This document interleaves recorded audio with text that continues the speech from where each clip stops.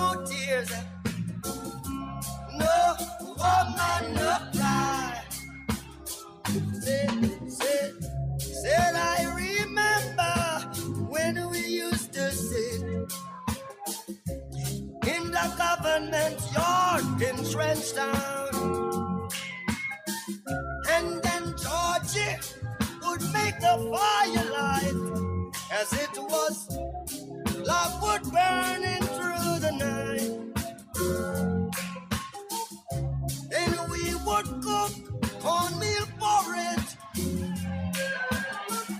of which I'll share with you.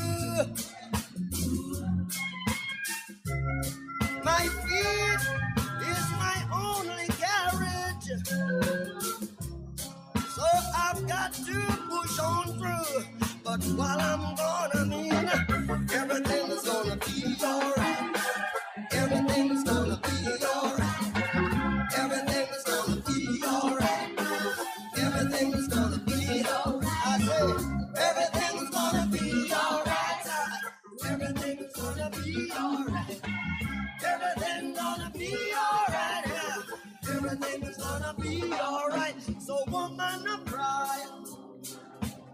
No woman, no cry. Woman, little sister, don't shed no tears. No woman, no cry.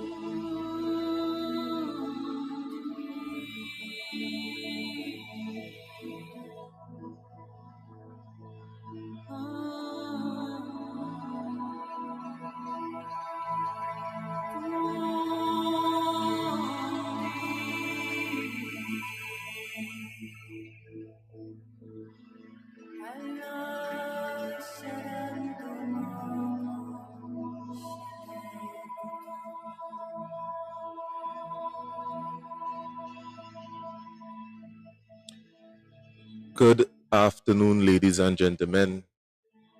My name is Renison Jeffrey. This is the Workers' Rights Platform. As promised, today we are going to carry on our discussion concerning an incident that would have taken place in the Sandy Grande area. Now, just a brief update as to what would have taken place. As a matter of fact, we had two lovely ladies on set today. I don't know if two of them going a little competition there in the background. We have Candice Edwards and we have Miss Diana. See, she's still struggling a little bit with her camera. But Miss Diana, you look very beautiful. Miss Candice. Why thank you? You have what you have here is brown sugar and granulated sugar.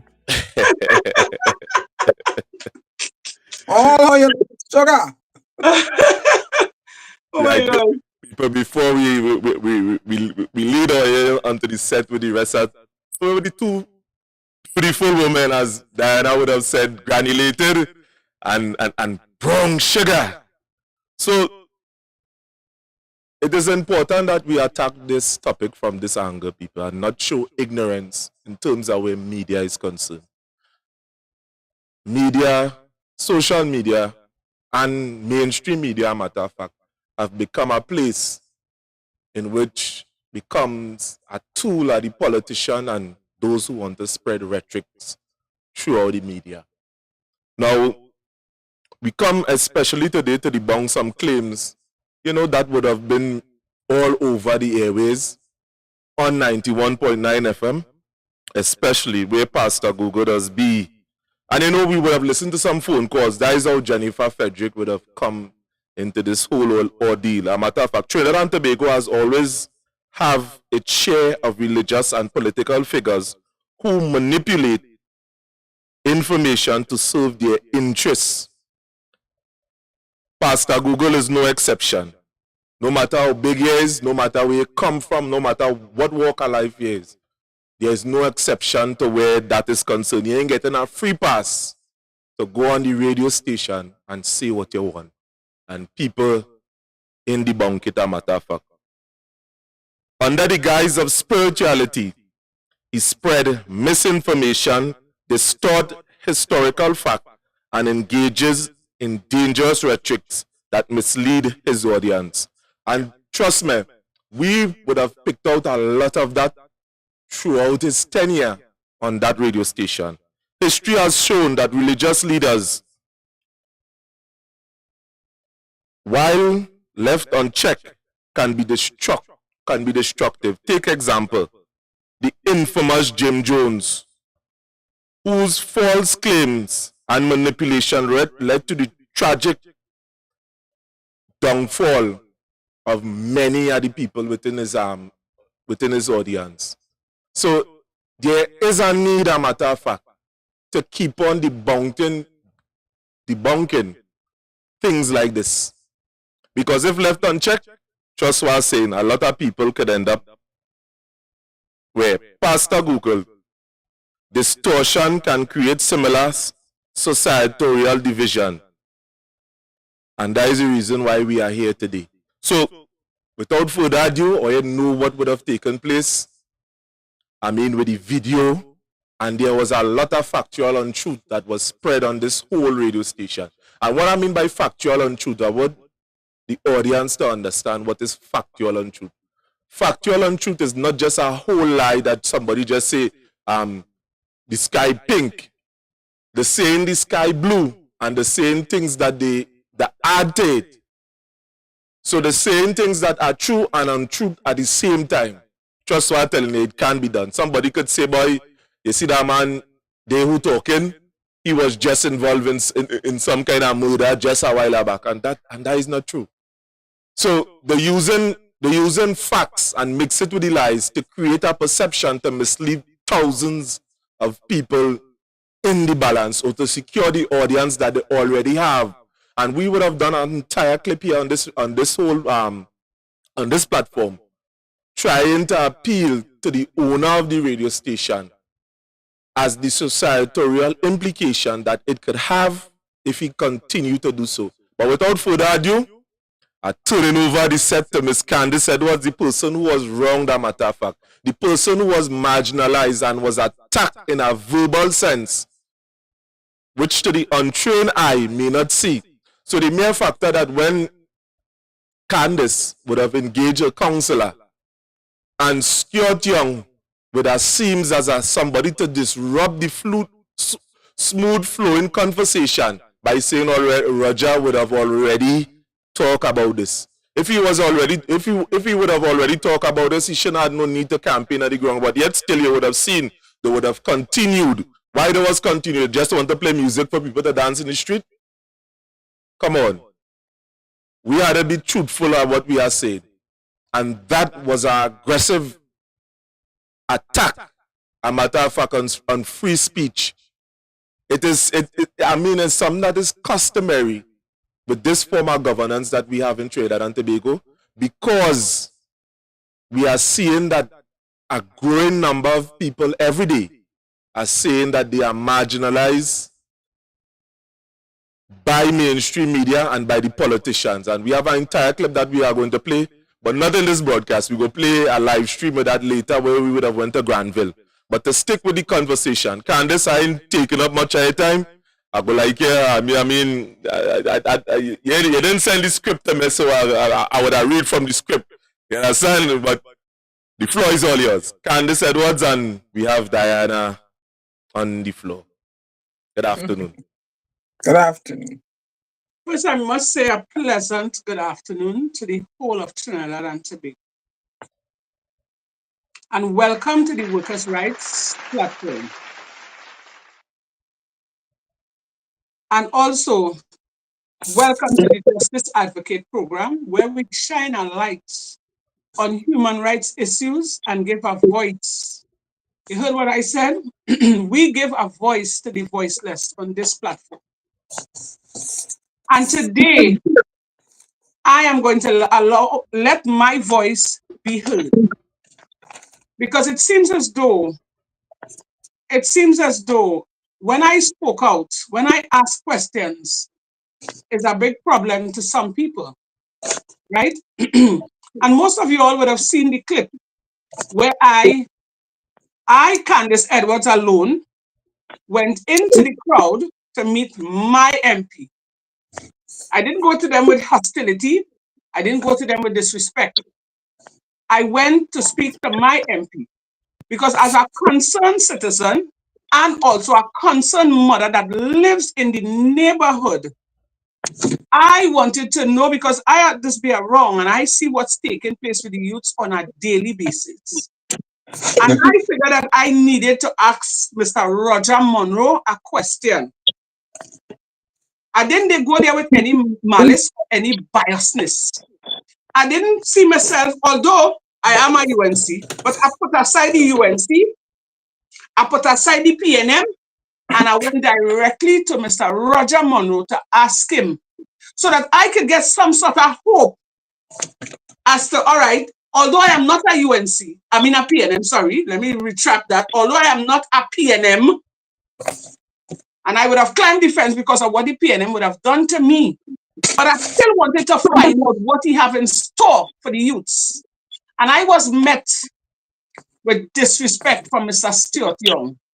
Hello. Even though Mr. Stuart Young tried to pull him away, right. If you notice in the video, I would have held Mr. Monroe's hand to show him a sign of comfort that I ain't come on badness. I come to find out what he have in store for the youths. And then the whole crowd would have pulled him away and they would have walked away and left me there like if I am nobody. And because that would have taken place, Pastor Google on the Iowa George station decided to come up and bash me and said all kind of ridiculing thing about me and my children. This man don't know anything about me. They would have searched my TikTok profile, they searched my Facebook, and they came up with nothing. And the lies that they would have told about me was untruth. They tried to paint a picture that if the UNC sent me, the UNC has sent me. The UNC didn't even know I was going there. As I told you all before, I did not go there as a UNC. I stripped myself and went to them as a humble citizen, as a mother, as a concerned mother, not just only to my sons, but to all the children in Northeastern Settlement. Right? Because I consider myself to be a representative on behalf of the people of Northeastern Settlement, the voice for the people. And the reason why I consider myself to be a voice for the people, because a lot of people just come to me with their problems, a lot of single mothers like myself. So I say, here what? Let me go into the lion's den and ask a question. And because I went to the lion's den and asked a question, I was ridiculed, I was dragged. So that is why this topic here is based on, am I wrong, Trinidad and Tobago, for asking a question? Because I am the UPNM and the UNC employers. Is that right? If you seeking a job from me, likewise you're seeking a job from everybody in Trinidad and Tobago at this time, and you come to your employer, you ought to work with your resume, you ought to work with everything, all your qualification, and you have to prove to me why you are fit for the job. Am I right or am I wrong? They are employed by the voters. Right. And if I was to ask that question, and the way how Mr. Stuart Young and Mr. Monroe would have walked out on me, that clearly shows to the citizens of Trinidad and Tobago, because I represent the citizens of Trinidad and Tobago, just one me at that moment, not for all the moments, but for that one moment there. I represent the people of Northeastern Settlement, Sandy Grande and environs, Toko, Manzalina, and the people who has problems with the function of Mr. Monroe. And I went and asked a question, not only for myself, but on behalf of the people. And that was the behavior. I felt shame, but let me tell you this, I felt shame that they walk away. But that only showed me that this is what you have to deal with for the next 5 years. If you, Candice Edwards, should dip your finger in red for the PNM. And listen to me, I felt hurt, I felt sad for how much time the PNM would have disappointed me when I reached out to them for help. The fact that I would have asked a question and they turned their back on me, the camera see it. I even tried to make Monroe feel comfortable by holding his hand before they go back in the video. And lo and behold, Pastor Google and this other woman decide to come up on social media and ridicule me. So before I go further, let me explain to you people about Candice Edwards. Bear with me a while. I am Candice Edwards. I live in Sandy Grande, Northeastern Settlement. I am a mother of 3.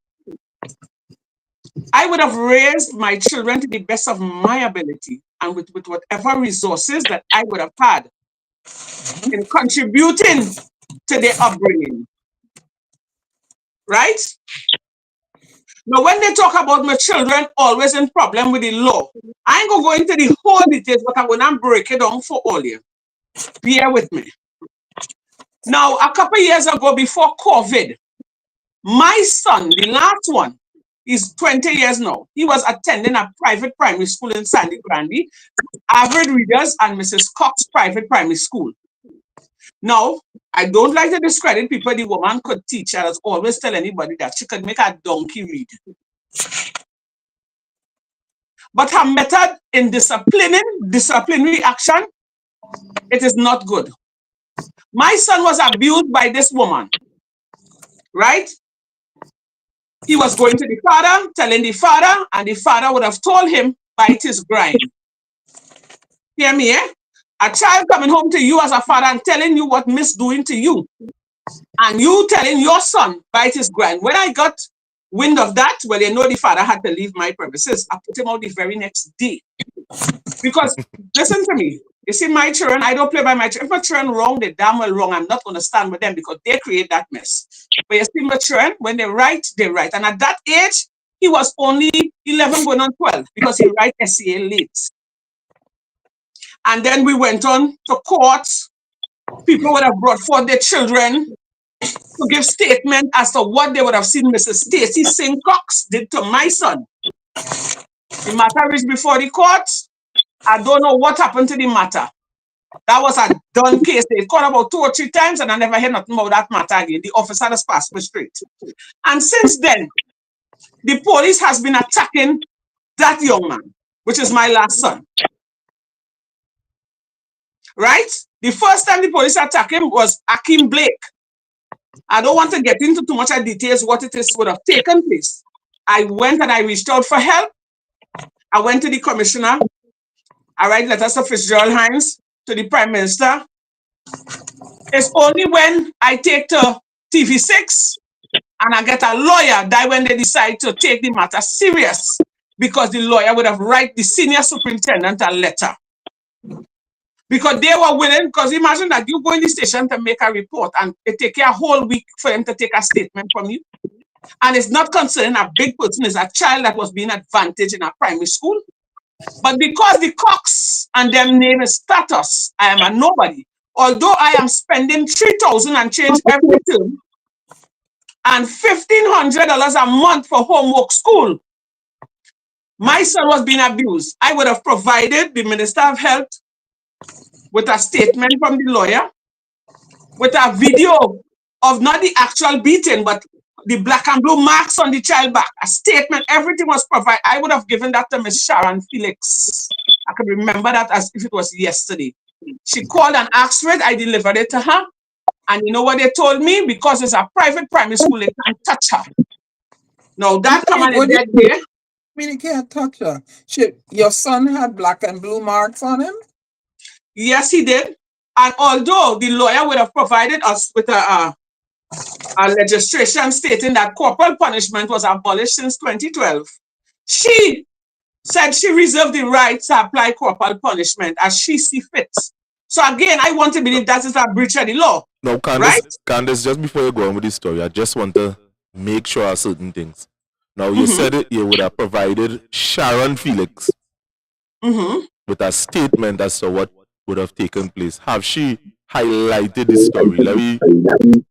Well, in the earlies, when it just happened, I went on her station and she gave me a few minutes to explain what took place, and people would have called in, and that is as far as it went.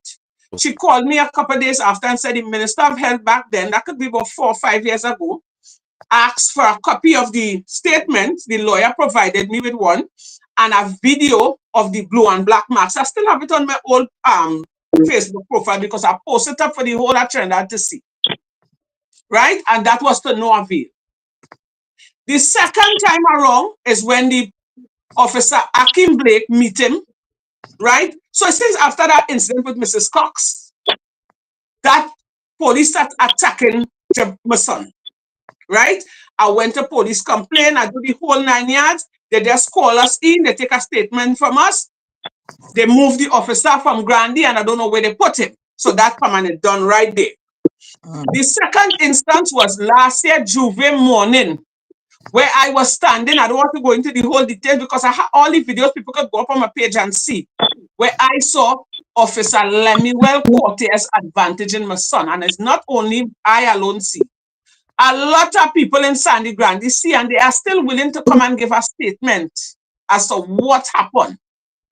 When the letters was wrote to Commissioner, Prime Minister Fitzgerald Hines, the commissioner wrote me back a letter stating that she acknowledged what's taking place and she's going to do investigations. Now, hear me.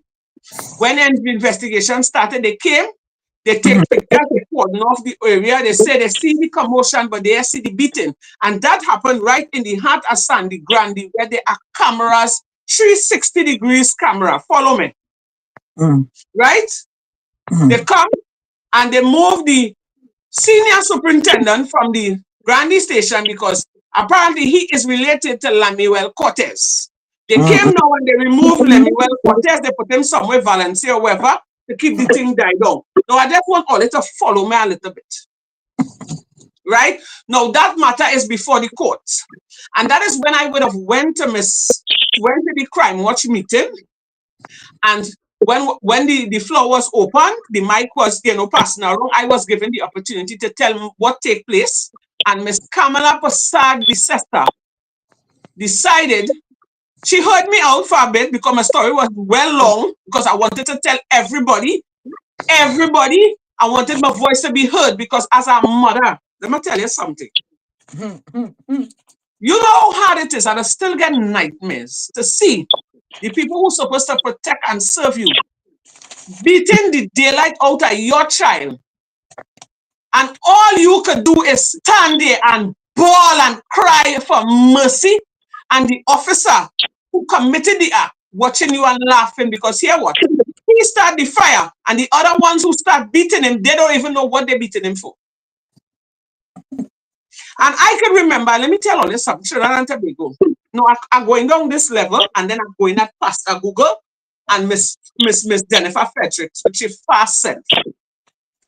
While my son was on the ground being beaten and kicked, at a certain time I thought he dead. I see he passed out and then he come back. And all that little boy could have do was stare me in the eye as to take away the pain. And I, as a mother, had to stand up there and watch that. And I'm asking myself, but these is not the first people who's supposed to protect and serve. Even if you apprehend a man, let's say he did something wrong, and you apprehended him, everybody had to beat him, so? And what you beat him for? He didn't have a knife on him. He didn't have a gun on him. He didn't throw nothing on the police. He wasn't cussing. He was just standing there. And one of the young men that get locked up together with my son, he had guts to stand up and he said, "Officer, I see what you do. This small man stand up there and he ain't do nothing. And you're beating him just over the head, all the wicked so forth." And they start to beat that fella. And the other little friend who saw him trying to run away, when they beat, he got frazzled. They hit that fella a jump kick. I don't know how come that young man back a break. If that was me, I would have been locked up. I know my temperament. You see, but no, you're not hitting me, and then you're beating on my child. I would be in jail. When I was in school, not to cross you, a teacher unfaired me, hit me in my wealth I already had on my back from the my abusive mother. I and the teacher end up in fight. Not me. I was fighting back. You're not beating my child. Stop. Something. No. That ain't gonna work. But you go ahead. Right? So when that incident happened, and they take him to the station, they charge him, was all kind of simmy-dimmy. And you know what hurt me? What I just remember? I tried to talk to every one of the police who I know to try to tell them what it is I see Officer Cortez do, and nobody didn't pay me no mind. Right? And I still wake up with nightmares. Every time that child leave the house, I become an acolyte. I am better could pray. I just ask the Spirit to cover him. Now, why should I be living in fear? 2 weeks after I would have received a letter from the commissioner stating that she's aware and blah, blah, blah, blah, blah. My second son was in Sandy Grande, coming from wherever. He had 21 grams of marijuana. Rowley say you could have up to 30. And yes, he had a little scale on him. They lock him up. When he asked the officer, "What you lock him up for? What do?" He said, the officer, who is Lamuel Cortez' friend, turn and tell him, "I've given your mother she business to mine." They lock him up. They take him before the court, and I quote Pastor Google and this Sharon Felix and whatever her name is. Help me with the name, Renison. Jennifer Fredericks. I hope you're on the line listening, because the fact that Oli could have go and get wrong information, I, Candice Edwards, giving you the information because I don't have nothing to hide and I had no cocoa in sun. So the fact that all of this would have taken place and they carry him before the court, and my son, young people only have mouth. They only have mouth. Now the prosecutor is Lamuel cousin, uncle. Lamuel Cortez uncle, sorry. And they would have chained up my son to plead guilty for having the drugs, not knowing it's a drug trafficking case. They're going to give him any bleep. They turned his head so much that the lawyer that Kamala would have sent to represent him, they turned his head against that. So them police and them know exactly what they're doing. They know how to manipulate you. Because them youths nowadays, they're smoking so much that they hide. They even know up or down. But nonetheless, he would have pled guilty. And I was on the day and I was listening and I was just praying. And let me tell you something. You see, God moves in a mysterious way. It's the wonders to perform. Eventually, the magistrate asked for a little time off, and then she came back and said, "Well, all right," because she made him to understand that a drug trafficking case is 10 to 15 years. So follow me. The fact that the officer could have told my son, "I'm giving your mother she business to mine," is because I would have stood up to what their comrade did to my son. But as a mother, how you could sit down and see people advantaging your children in that manner? And I was on spot. Because when he get the first blow, I run over and I asked Cortez, I said, "What does he do now? What did he do?" And in a split second, He did what he had to do, and then everybody swam around, and then he beat instant. So let me So, fall back in with my big son now. When the magistrate charged him 7,000 and change, and he allowed him to leave, I said, look at that. You know what the officer called me and tell me? mm, They turn and they say, wow, this woman actually walking real obia boy because we wanted this one to hot she to shut she up. So you know what I did not say? If these people could put this kind of emphasis in fighting crime and getting things done the correct way, you know this place will be a better place. Because I come out and talk because of the injustice that's I right. saw. And mind you, not all, as always say, not all police in Gandhi Station bad, and it have its crooked ones, but not all bad. I'm not going to deem all bad. Right? So Pastor Google and Miss Diana, not Diana, Miss Jennifer Fredericks, only get a little information. Right? So that is the two case the Sandy Gandhi police would have given to my son because I'm a mouth. So when all you jump up on your program and you're talking about where the father and the children getting so much trouble, all they're supposed to do some background check. And when they would have talked about that Miss Kamala Prasad would have given me Mr. Wayne Surge as a lawyer. I didn't even know a man called Wayne Surge. The first time I would have met Wayne Surge is in the last meeting they would have had in Sandy Grandy, the UNC meeting. Mm, And I went to attend because I wanted to see who is this MP that is going to represent Sandy Grandy. And let me tell you something, I know I'm not advocating for them on this program, not just yet. But when I listened to Mr. Wayne Surge talk, it was right up my alley because let me tell you something, the youth is the future generation, and we, the elders, we have to look out for them. We have to put things in place for them. So the mm, fact that I would have went to Roger Monroe and asked him a question, not as a UNC, but I went to him. I didn't even have on a UNC jersey. I had on my uniform top and a skirt. And I went to ask a question. And they ridiculed me. They ridicule me like if I come and I disrespect them. And then Pastor Google now take it upon himself to talk and bust up his mouth and say all kind of degrading things about me on Iowa Judge Station. Imagine that. This Pastor Google, I know nothing. This Pastor Google is a bully.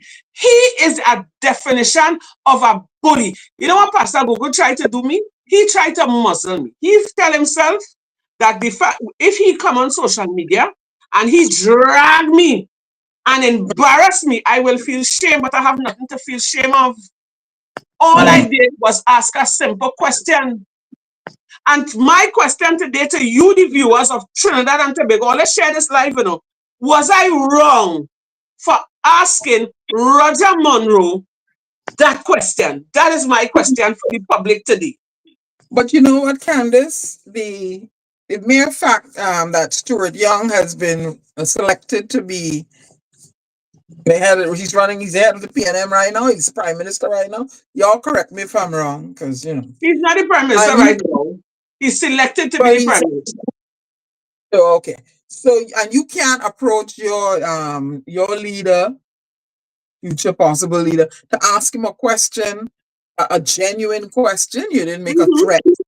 The politicians are employed by the public. And if you are not prepared to speak out against injustice of your loved ones, then they may just perish because of that injustice. And you know what you know what you have to learn to do? I won't call the station in my mouth. I wouldn't call the name in my mouth. But the oppressor, which we know right now, is PNM. It says so. Anybody got any problem, come for me. The PNM is the oppressor of the people right now. And the oppressor is only as strong as they are because they have accomplices amongst them, like the Pastor Googles. Yeah. To keep people oppressed with misinformation and all that.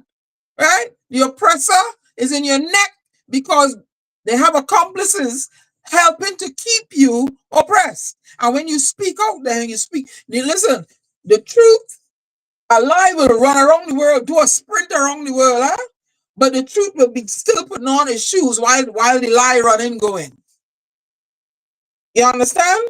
Yeah. So you have to speak up. You can't just sit down and if people send anything your way. You have a right to speak about the injustice to yours. And I tell you, you had come on my program previously. I don't have no children in the world, but you beat my child, so I go to jail. I tell God, no, I ain't give me none. I go into jail, especially you unfaired my child. I don't want no explanation, right? You unfaired my child. I'm gonna deal with you one-on-one. Let the Lord deal with me after. But I would have exacted my revenge on the person that took advantage of my child. Oh yeah, that's the spirit in me. You think you're a warrior? God, nobody ain't give me no children. I'm telling you. And Diana, you can't be doing that. My thing is this. I just still relive that nightmare. It have many times I will get up, jump out, and must be bawling. Because I just relive that moment ever so often. Mm. You hear what? This is not no fabrication. You know? I understand. I'm not ever so often, Miss Diana, and to the viewers, I just relive that moment. I can imagine. That's the And when I would have asked the question, what it is Ole lock him up for, what did he do? Because let me tell you something, I went down the road. I don't like the Juve thing, you know, but I went, something this time I go down the road and just throw an eye on him. Because he's young, and I didn't grow up my children outdoor. My children is not set up, children like party and they always in party. But it's carnival time and he's working. So he would want to go and interact with his peers. He might have a little girlfriend on that low that I wouldn't know about. Young people. So I just went to chaperone, but let me tell you something. So 2 days before that was like Carnival Thursday, somebody would have sent me a picture where the police and them bull ragging him. And it's when all of this happened, then the shall come out and tell me everywhere they see him. Since after the quarter, the first incident, they will always search him down. Because my son is very quiet, he don't talk. Listen to me, I went to the station, not saying, hear what, I taken from a child and the police wrong. I went to the office and I asked, I said, hear what, I am a no-nonsense mother. The fact that Ole could be taking pictures of my son is because something going on that I don't know. Share it with me so I could know what I'm dealing with in my house. The officer watched me and he laughed. He didn't say anything. He took my number, my name, and my son number, and that was it. When the incident happened and I went to him Tuesday morning, he told me he'll talk to me just now, and that officer disappeared and never see him again. You hear what I'm telling you? While the Cortez sit down on the front seat at the front step, and he watched him and he laughing. But you see, the uncomfort in him because he know what he did. And when I turned to this government, this PNM government for help. Because you cannot have a government in power and officers of the law taking the law into their own hand and they're bending it and they're curbing it. They're mischief in public office and they are using the law to advantage you. Oh God, have mercy. Yeah. I needed to know what my son did. And if he's wrong, trust me, he's wrong, you got to make it jail. But you just don't abuse your power. So the fact that now I stood up, and according to one of the producer, when you poke the bear, when the bear poke you and you poke back, they don't like that. Yep. You understand? So when I see, all right, Roger Monroe coming around, because let me tell you something, a lot of young people just come and tell me information, things were going on, and I just tell them, hear what? I don't want to hear frightened. Because shortly after that, my son was attacked in front of Grandy's police station by 2 men. They beat him up. And not a police come out and do an investigation or apprehend the 2 men. And the 2 men, after beating my son, walk in the station and sign the copy book and walk back out. So Candice, what I wanted to establish concerning part of the misinformation, not part, but the misinformation that was said by Google on the station. You would have said one, that that there was provided with a lawyer to handle 2 cases, your 2 sons, and these are things by Wayne Surge, and that wasn't true. Mr. Winsett, I don't even think Mr. Winsett was on the UNC party. I don't know his business. But I didn't, I was appointed, Ms. Kamala Basad, Bissessa, would have appointed another lawyer to us, and it was not Mr. Winsett. The only time I would have met Mr. Winsett is at the political meeting they had in Sandy Grande a couple of Thursdays ago. And I actually went to meet him for myself. And what I would have heard him said up on the stage, and the concerns that he would have had for the youths and the community, the people of Toko Manzanilla, it grabbed my attention. Because that is a person we want for Sandy Grande, because Sandy Grande have been neglected. They only come in to give us the promises. And you know where's the jokey part? They would have tried to bash me and say, the UNC sent me and I went to make confusion. Or you see the video, I didn't went and make no confusion. Who cares who sent you? I'm tired of them and they myopic thinking. Go ahead, But listen to me, the amount of people that cuss them in the back here. And I asked them, I said, oh, they didn't get it on video? They said, no, they didn't study that. They just studied to cuss them. No, you know, they wouldn't show that part. But the thing is this, let me get into Pastor Google. I listened to Pastor Google until I could have mashed up my flat screen. Because I sat down there and I watched, and my children looking at this. Because you are a PNM, and you probably get, because it was alleged that he get paid a little change to come and drag me, because he would have said, and here what sell him out. Here what sell him out. You see, when people making mischief and selling false information to the public, yes, you, Pastor Google, you're selling false information because you're like Judas. You get a little piece of change, and then decide she's just a woman, and you can ridicule she, and she will run and boil up in a corner and cry. But let me tell you something, sir. Let me tell you something, sir. You see my children that come from my belly, I carry them for 9 months. You could come for me. You could tell me what you want. I am old enough. I can deal with it. You see my children, you're damn fast and out of your place. And you see that pastor, you need to put that aside, because it's not no pastor. You know what it is? A slave master. Ooh. You're trying to keep the people in bondage. You know why I would say that to you, Pastor Google? I get the platform to tell you like it is, to tell you my mind.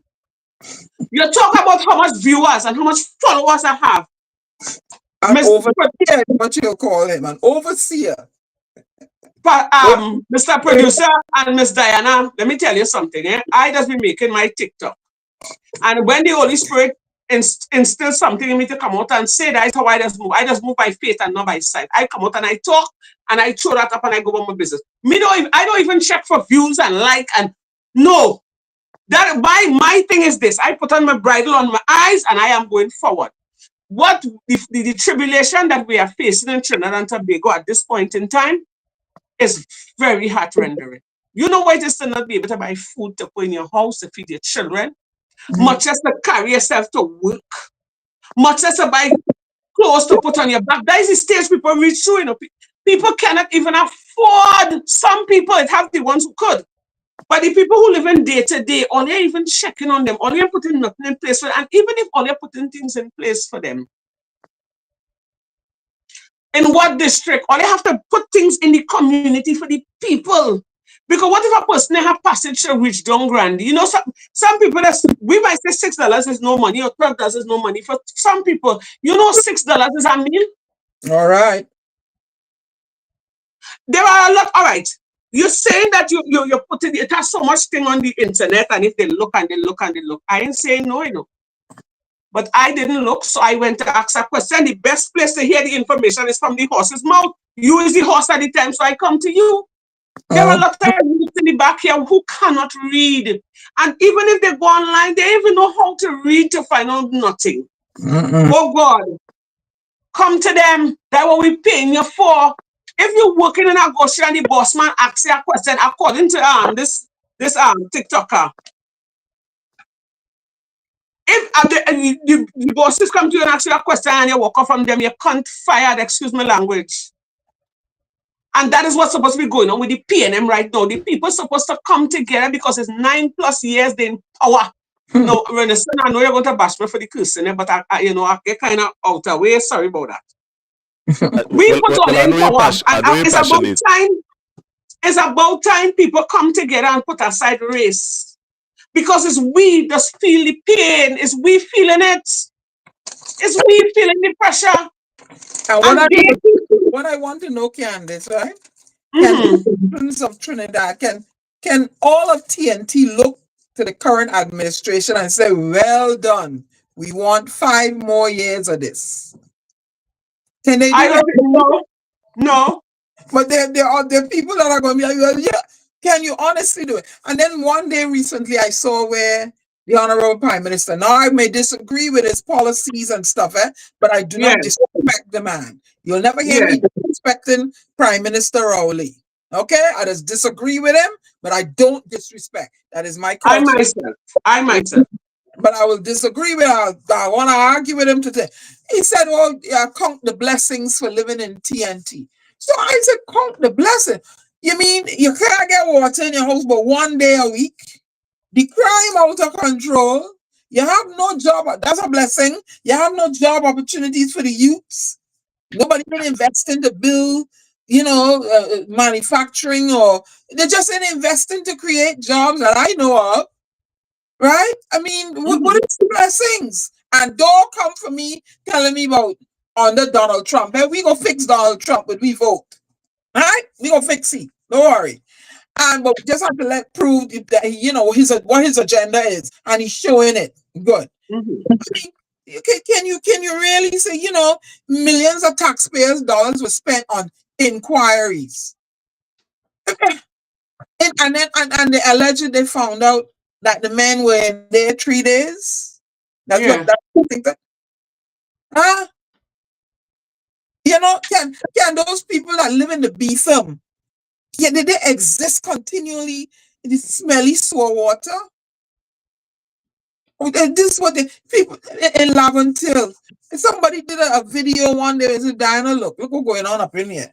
I said, Lord Father, I'm not knocking anybody, but I said, what is going on up in there? Oh. Up in there? Can you citizens continue to exist and thrive when there's no water in the pipes for 3 months and 3 weeks? You don't have proper health care in the hospital. Hear the word I say proper. You might get some kind of care, but proper, right? Can the citizens of Trinidad continue to tolerate the TTPS, their lack of urgency and apparent and alleged injustice to youths? Can you guys want to continue that way? And Diana, that is an important question, That's very important. Can we really continue like that? And another thing I asked them, Renison, are you living or are you thriving in Trinidad? Are you living day to day? Or are you barely existing? Are you living? Are you thriving? You're barely existing. Which is it? Well, I guess for myself, and I will take the liberty to speak on behalf of most of the citizens of Trinidad and Tobago. We are just trying to survive. Because Candice, I know who they reach out to me for help. Right? I'm like, I said, listen, I am not Donna Cox, Rowley didn't give me an agency, Do you understand? But I will do what I can. But can you continue around this road and 10, 15, when you departed this earth 20 years, 30 years from now, how are your children and grandchildren? How will they be faring? Because you did not take the responsibility to say, you know what, I'm tired of this. I want better for me and my children and my grandchildren. You can't continue down this road. No, yet I will say it on this platform. Anybody, I just support Gary Griffith. I already joined the NTA from up here, right? He made it so easy. I provided my birth paper. I provided my passport. I am a Trinbagonian citizen. Well, a lot of them think, yeah, Bajan. Yeah, I'm a Bajan too. Whatever, But I joined the NTA because I like what we talk about. I like the candidate he is. He said, you know, people, we should be able to banter over that and disagree and continue along, you know, continue along professionally. But that's my candidate. I coming home to vote for Gary Griffith. That's it. That's what I'm going to vote for. You know, his experience as police commissioner, his experience as minister of national security, and he was in the military. At this point in time at Trinidad's juncture, you need some kind of pit bull up in there to handle things. My God, you want to continue? You'll be a set of bars in your home. I just come to Trinidad. You're outside. Oh, I gotta get you home quick, you know. I'm like, geez, that's not the Trinidad I know. No, it's not. It's not. But you see, the thing is, and the crime in Trinidad has become so rampant that the citizens has become so afraid. Businesses start to like go down because people when a business owner will open till 12, they would open up to 9. 9 is still a stretch. Because they fear that they will get robbed. And sometimes when you go to the station to make a report, the police telling you they have no vehicle. One time you hear the Prime Minister stand up in Parliament and say that the police are afraid for their lives. When you ever hear that in the history of Trinidad and Tobago? Tell me about it. And you see the Prime Minister and them would have been at loggerhead. The Prime Minister and the police service would have been at loggerhead concerning that simple piece of information that was revealed in Parliament. But Candice, somebody would have now sent my text here concerning this conversation that we are having here. And you know, they would have told me, they say, boy, why it is you're making 91.9 FM a part of the discussion? And I would like to answer this person concerning that. Because please do. I mean, why it is we holding 91.9 responsible is that media should serve the people and not those in power. Unfortunately, 91.9 FM has devolved into a propaganda mouthpiece pushing narrative that serves political elites while silencing critical voices. And the thing about it is the voices, you see, Candice, when we would have went on the ground in Sandy Grande, there was voices that was there. It was present. It make up people.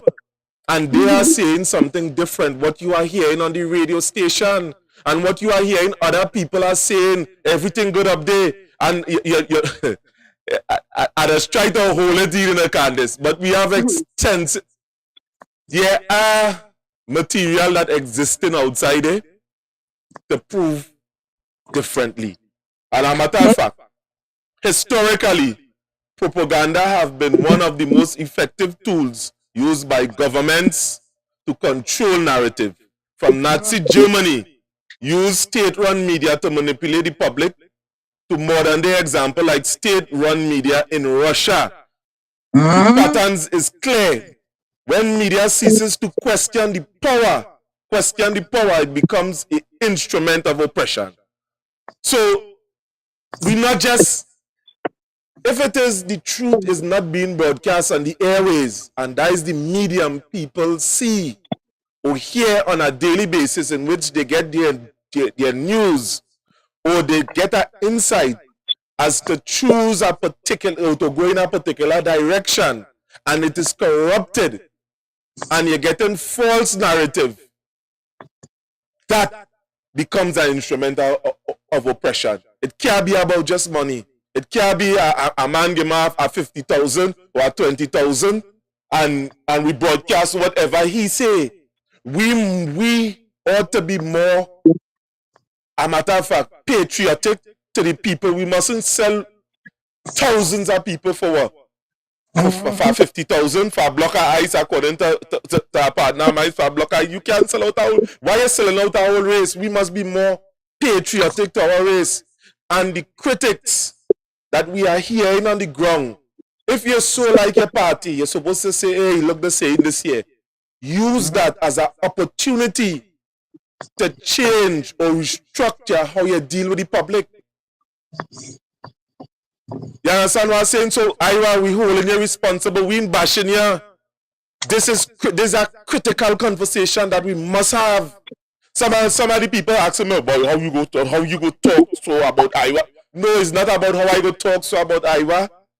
We should supposed to be able to have that this type of communication, and constructive criticism should be maintained with respect. For years, some of the narrative that have been spewing on that station have been unchallenged. And when people decide to challenge the narrative, they cut them off. They continue doing it. And this have to change. If Google, he had a backbench Google for a couple of days, so be it. But he cannot continue to be spewing propaganda unchecked like that. And to end in my discussion, a matter of fact, with this, if 91.9 FM has become a modern day equivalent in Trinidad and Tobago, if left unchecked, a matter of fact, if you could change, instead of providing balanced reporting, it amplifies government talking points, defend corruption, and attack critics who expose the truth. And Candice Edwards was a victim of that. Oh, I guess they will come from. So when people say, boy, Candice, you shouldn't say anything, you must understand where they are coming from. They are coming from a place of fright. They are coming from a place where they know that, hey, they from victimization, from fear of victimization, because they might know you Candice and they might say, boy, I'm called Candice, tell Candice, don't talk about this now. But no, this mustn't be the case. This year, what we are doing here is an introduction to what the beauty public should do, regardless of friend or family or favor to anybody or respective of money. Sometimes some of the monies that you're receiving is not good money. Ask Judas Iscariot about that. Sometimes the money that you are receiving from any organization is not good enough to sell out a nation of people. We are suffering down here. And Diana would have put it in good perspective. Are we just thriving? Are we living? No. The entire system in Trinidad and Tobago have collapsed. That is a fact. Yeah. And hear how nasty and stink it is. These men and them that occupy these positions on these radio stations and them telling you that not so. They're telling you that not so. Just about how much days ago, about a week, I and Candice would have went in a house and they could have fallen through the floor. Tears, naturally, I could not show it. I was to keep my composure. But it hurt my heart to see the kind of things that people are going on, people are facing in this country, and men are eating out the liver string out of this country. Just for a couple millions. Just for a couple millions, and they're going on dead and leave it. When we're supposed to be striving to making a better Trinidad and Tobago, that my grandchildren, children, we could proud and say, hey, I come from Trinidad. Now we was the leading producer of oil in the Caribbean, the biggest refinery. We reach a point that we buying, and you're hearing it. I hear it on the station just the other day. They're saying, but we was always thinking buying gas. How stupid one could be. I mean, come on, Mr. Rowley, just how Diana said, a change and you leave, I decide to have some respect. How stupid can one be when we have a refinery? We're not producing the oil. What was the best thing to do? Our rocket scientists could tell you that, well, let me start buying oil from Ghana and other places. That was the better thing. Why close down a refinery and we already have it? People is fighting to get a refinery within their country. We already have the infrastructure. And we are seeing MPs that are put in as gatekeepers within certain communities to keep the people at bay. And when you talk, they hush you up. I would have sit back here and watch for days the lambast Candice. They beat you up in the public. And then you are seeing aides like Jennifer Frederick, who all of a sudden says she don't want to answer. You need to answer. You know, but nobody don't want to call it to argue. We want to talk. It's talk. We want to talk to you, you know. Because you talking about a 4% that you want the union to accept. And this Prime Minister getting 47%. And we are seeing the conditions of this economy. So what you telling the people? What you telling the people? What you telling us? Our children are dying daily. We're not getting the proper education, but money allocating for it. And you are seeing millions of dollars in rent. It goes out to Roger. Roger had 2 billion in Sandy Grande that he rents to the government. Faris Harari have his share. And there are people that have absolutely nothing. Nothing. And they have to live there to survive. And mind you, We can I say feeling this? something? Yeah, Candice. And mind you, these people, these politicians, they're fixing their business. They're leaving people like you and I undone. They're feeding us promises year in, year out. And then they're still coming to ask you for your vote. And this is something we, the citizens of Trinidad and Tobago, have to sit down and think. We have to sit down and think all your comfortable living in poverty. They're selling out the whole country. Food prices sky high. You're not safe. Everything in a mess. And all they say, all they want change. No, I ain't telling all they who to vote for. Everybody have their own party and their choice. I know where I hang in. I know where I swing in. But at the end of the day, all they tired because they come in to sell us the same dreams over and over again, and we taking it, we are absorbing it, and we still putting them back in power. But at the end of the day, after you put them there, what next? Could you go to that same MP or that same Stuart Young who was on the floor dressed up like an average citizen? Could you go to Mr. Stuart Young and say, sir, I haven't eaten for the day? Or there's a community in Manzan or Toko or wherever, there is no water, there is no lights. My son or my daughter hasn't been to school in months because we can't afford books. Could you go to them the same way they come into you house to house and telling you why you should vote for them? In return, can we go to them? No, because I'm telling myself, if we put you in power, it's to handle the affairs of the country, to handle the affairs of the people, to make sure your citizens who put you in power, they're okay, People are not asking to be rich, although every citizen would like to be rich and have enough. But some people are just asking to survive. Look, since I'm on my TikTok platform, the amount of people just message me to ask me if I could help them to get a job. The amount of people, and then you have people like Google going on his Iowa Judge station and trying to oppress me. What's so special about me? I want to meet this man face to face, excuse me, and ask him, what's so special about me that you had to drag me, ridicule me and my children? What's so special? Because I ask a question. You trying to shut me down. You get a piece of money to shut me down. Because why?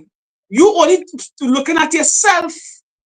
And that is, I will consider that behavior from Pastor Google, the bully, eater food mentality. You don't care about the citizens of Trinidad and Tobago, and Iowa Judge supposed to remove you off of his station because you ain't serving no purpose. You're not carrying out, you're not bringing real news.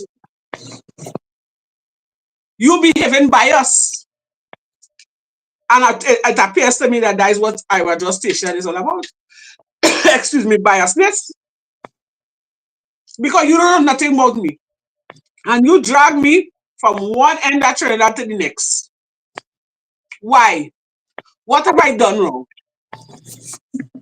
It's called an ad hominem attack. That's what he did. Excuse me. There's truth in what you're saying. You can't dispute it.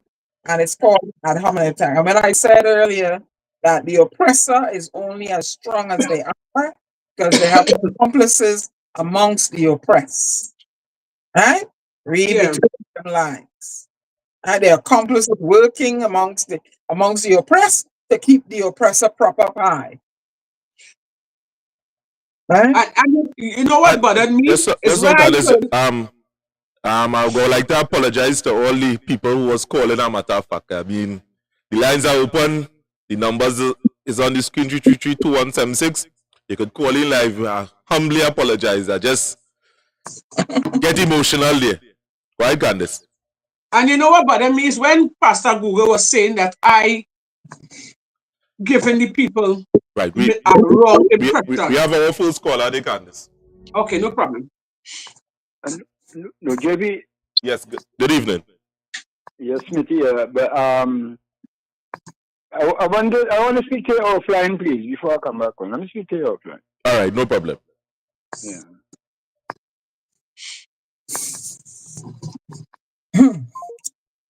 Yeah, Candice. Right. So the fact remains that this man spreading bad rumors about me. But to the whole agenda, I keep asking the question, what did I do wrong? I didn't go to the people hostile. I didn't go cussing them. It's after I made some videos and I felt some bad word because I felt intimidated. I felt like if I was nobody, I felt that my voice didn't matter. And I was just not talking for myself. And you see, the thing is, if these politicians will come off the high horse from the mansion and come down on the ground and meet with the same people that would have put them in power and understand what these people are going through, they will understand, but you see again, they get a taste of power. And they tell themselves they don't have to answer to nobody, but they're on top. It's only when it's election time they just put their tail between their leg and they come in now to hug up your children, pet your dog, and try to convince you. Why not do that throughout the years? Why not make your presence felt? And you know what? I'm shocked that they made him the leader of the party because he was seen on a video referring to the P&M base as pot homes. Oh, look at that. Oh, pot homes. Look at that. And you're going to vote for it. You're going to put him. No, that can't be. They need to change. I don't have anything against but what I hear, people complain about the UNC. I'm like, oh Lord, I'm gonna try something new. Me personally, I will try something. Yeah. You see, Diana, we the citizens of Trinidad and Tobago, we can't handle pressure. We just resort to party and line, anything to ease the stress, right? And these politicians over the years, because it's 9+ years the PNM in power, so they know for a fact how the population does move, right? So they're playing on your vulnerability. You understand? So now they're coming to show you they're doing this, they're doing that. They want to get $100 wrap up in a jersey, they wear a cell phone. But there's a Panadol for a toothache. You understand me? So they come into Mama Guy here and they're telling you, they come like a husband would have beat his wife. Every time he beats his wife, he tells his wife, you made me do it. After a while, she telling herself, well, all right, it's I will make it do it. So you making yourself a victim. And you're telling yourself you can't do better, but there is better to be done. Is reticent in any calls again? No, he went off onto a private call. I want to believe somebody wanted to talk to him private. No, I write here, I write online. All right. So it's we, the citizen, that is being battered, time and time again, So they're coming to sell us dreams over and over again. And the citizens, we buying it, we keep buying it, we keep selling ourselves short. So people like me, who have the belly to come out and ask questions and stand up on my own and say what comes out of my heart, what is in my mind. They're talking. People like Pastor Google, that big bully, trying to muzzle me, but he cannot muzzle me. I am not going to allow this man to muzzle because I didn't do anything wrong. And hear what he's trying to do. He's trying to sell me a picture of me as I'm a mischief maker. No, I was called out already, not by him. Directly, referred to as mischief making, rebel rousing, troublemaker. So I said, okay, Jesus Christ is a mischief maker. I am good company. Exactly. So you're trying to sell me off as a mischief maker. What mischief have I done? Candice, we should hear what's going on. I mean, we're talking about Pastor Google here. And, the person that would have just called me. I would have received 2 calls. Second person would have called me and give me a Pastor Google number. And you know, hello, are you still there, Candice? Yes, we are here. Right. I just making sure we had a little reconnection problem there. Yeah, I was seeing it on my end. Yeah. So I feel we should reach out to Mr. Google. Yes, and please and thanks. Oh, oh. If he'd answer, he'd answer. All right. Well, everybody, hold on a minute, please. Just 1 second. Yeah, hello? Yes, good afternoon, Mr. Google. We are on a live broadcast here with us, and you know, one of our co-hosts on Yeah. Candice, he hung up. You hang up? Yeah, he hung up. Yep. Now you see? That is one of the oppressors amongst the oppressed, keeping the oppressor as strong as they are. Yep. Now you see Trinidad and Tobago. But you hear the call, Candice? Yes, I heard it on my end. And I am sure the viewers that we have here would have heard him. So viewers of Trinidad and Tobago, we would have tried to reach out to Pastor Google/Bully. And somehow I feel I should try to call him back again, because... Well, let me do that again. All right, let me give him a pass. Call again. Yeah, because if he's saying that he phoned my thing, you know, he does make up that kind of... People might make that kind of excuse. Well, give him a line. Call him again. He might say it's AI. AI?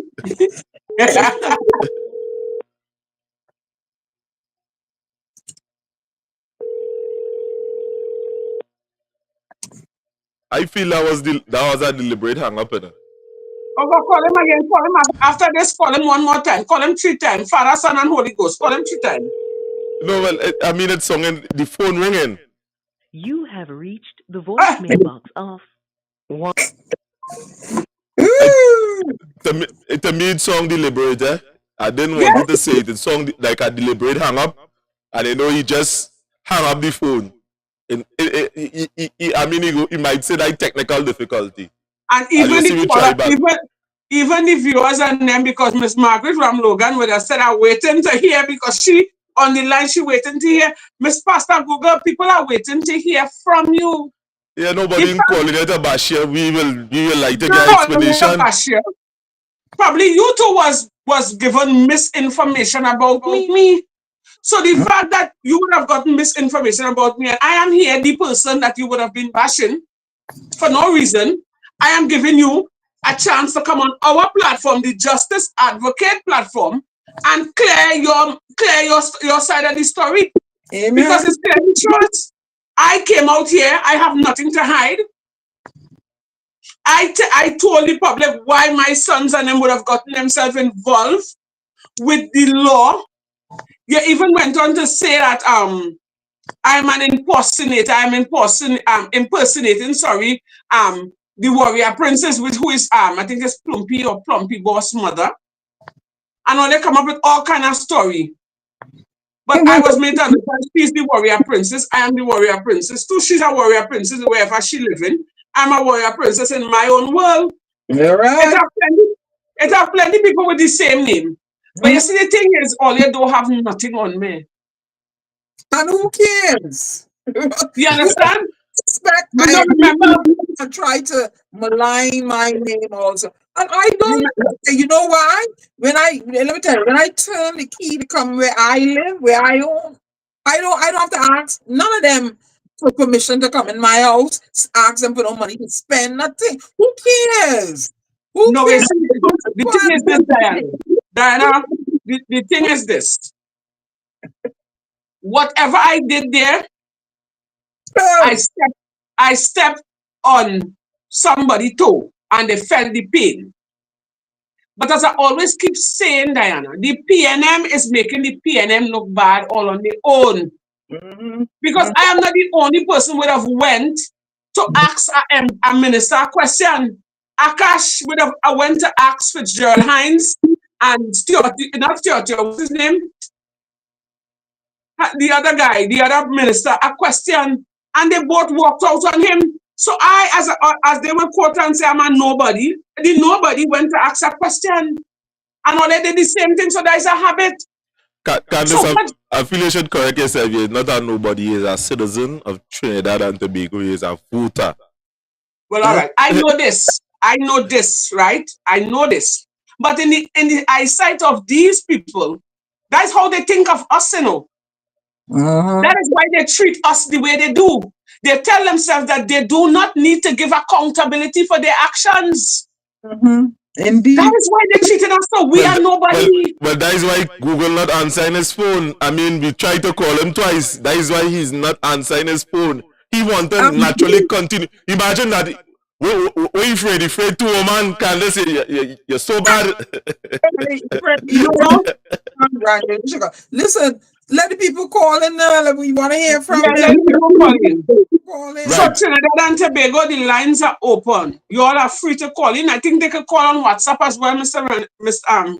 Yes, they can call on WhatsApp. You all can call on WhatsApp. You know, WhatsApp is free call. So call in and let us share your concerns with us. Tell us who the citizens of Trinidad and Tobago, how all they feel about the fact that Pastor Google and Jennifer Fredericks would have bashed me. Let us, not even that. Tell us what's going on. Good afternoon, Gola. Right, wonderful. Yeah, hi, good day. Good day. I'm just calling. Yeah, too much of breeze in your phone. Well, this situation where I talked with Candice trying to speak to these people, and that is a regular thing when parties is coming to be elected. Usually you will stop and talk to them and you greet them and they talk back to the people in the whatever environment they are. And I guess they don't know the people is against them, you know, against them because they know what they're doing. And they show, you know, when you say you love somebody and you're supposed to show action to show that you love somebody, they're showing clearly that they don't love the citizens, they don't love the country. All the concern is about the money in the pocket. And they're thieving, and everybody's seeing all over the world now. And I can't understand why we, ourselves Trinidadian, Trinidad and Tobagoan, why we cannot see what is going on. Be right back. But I tell you no, I don't care what nobody say. I was going to vote. I just sorry Mr. Pandagon, but I know PNM wasn't getting one vote. And I hope the people could open their eyes and their ears, whether old or young, and see that these people is bringing down our country. You're selling out everything that is natural to build our country that people could owe we. We don't have to owe them. And we struggling, we want to work in to make things work for them to even be in that seating. Why it is we as people can't put these people out? Let them vote now. Let me have election now. We need them out. And that is all I have to say before I get back. All right then, thank you. Thank you for the call. We have our next call in one time. Yes, hello, good afternoon. And that is all I have to say before Hello, good afternoon. Yes, hello, good afternoon. Good afternoon. Hello. Hello? Yes, good afternoon. Hello? Good afternoon. Hello? Good afternoon. Yes, what is your contribution here today on the program? Right, so the sentiments that Miss Candice Edwards was displaying, right? Is some... Hello? Yes, we are hearing you. Hello? Yes, you're hearing us? Right, I am, you know, right. Right, so it's the grown rumbling for a while now. Yes, I'm hearing you. You're breaking up. No, we are listening. Okay, good. And well, Miss Candice Edwards doing me quite well, right? Right. So the grown rumbling and your sentiments are just those of a segment of the population that already know what's going on already, right? These people lost touch of the ground and the needs of the people.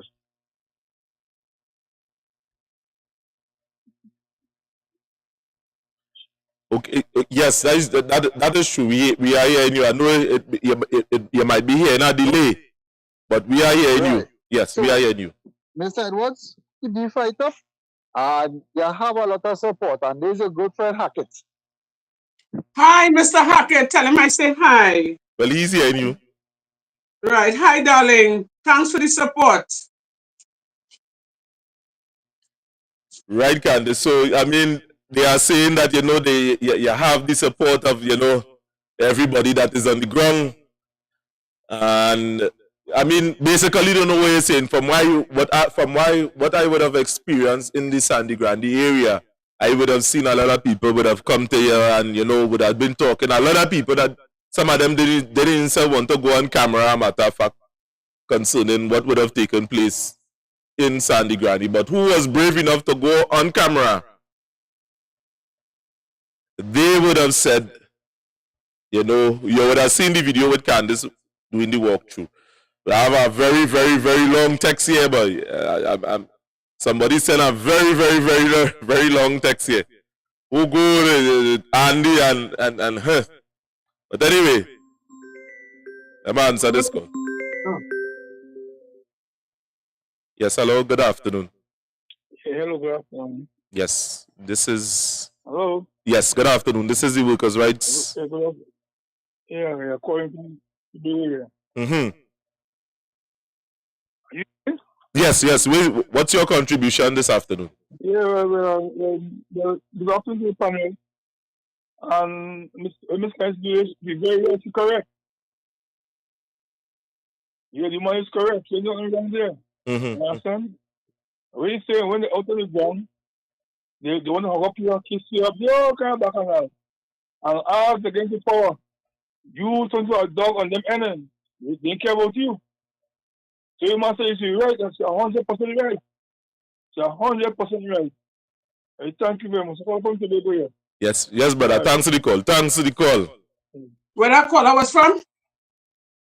Well, he didn't say, but he said it was 100% correct. 100%.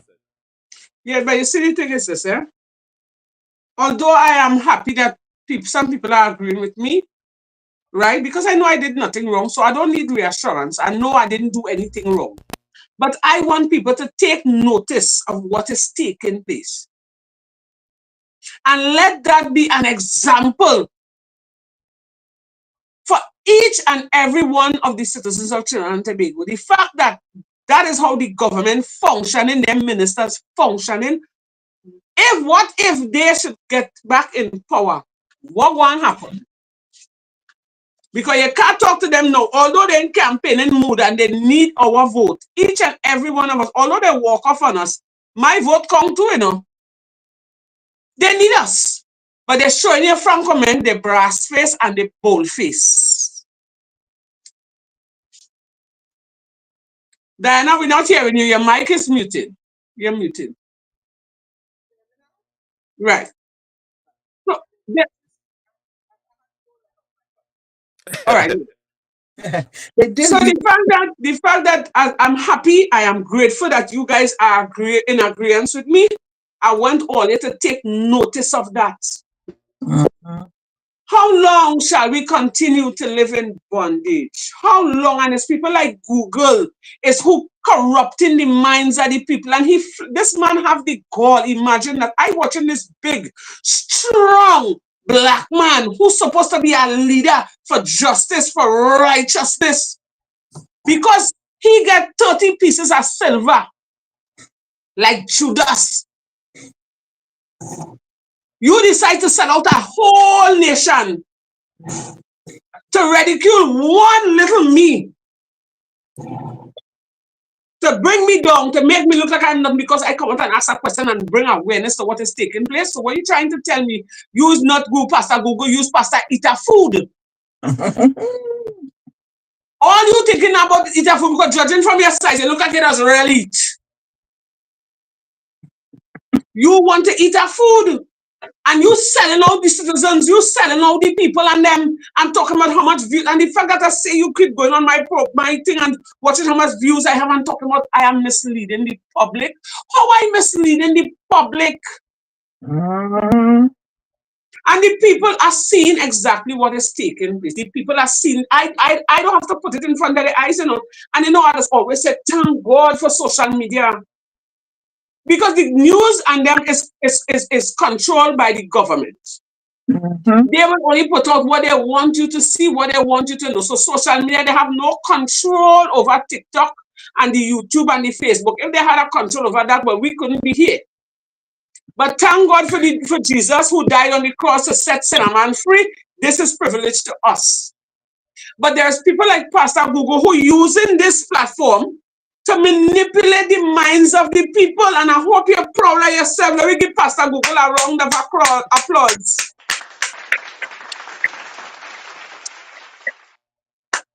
I hope you're proud of yourself because you is one of them what just like the PNM government, you holding the captives free. Well, I want to tell you, Pharaoh, let the captives free. Stop spreading misinformation on people. Don't come for me. I didn't come for you. I saw you in the crowd. And I want to tell you, as a coward, sir. Because when I ask the question, I noticed it because you're big and you're dark and you didn't have on your IUNC jersey, you dress separately. So, you know, the fact that you didn't have on the jersey, that show you two-sided. So if the UNC come to you, you might do the same thing. And the PNM don't have you in your pocket, so you will eat a food so and you will eat a food so.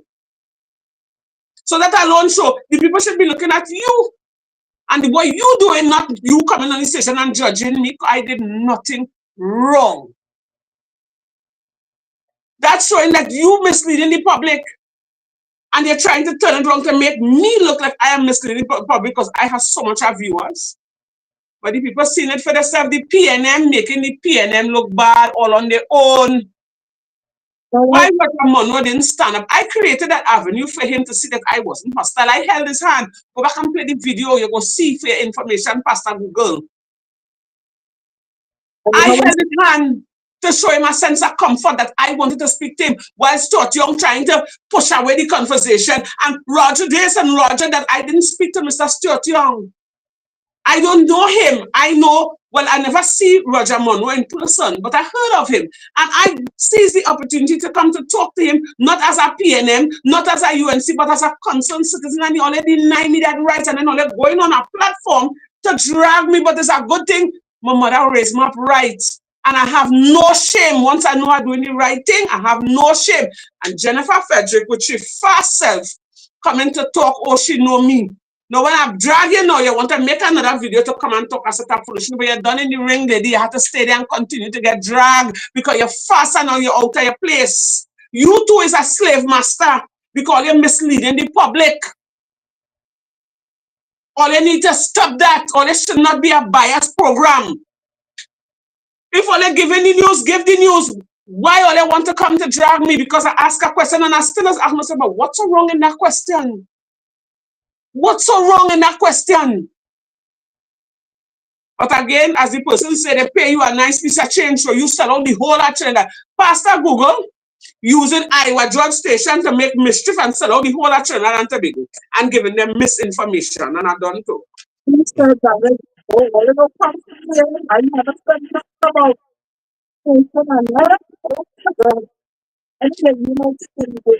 Diana, your song in muzzled.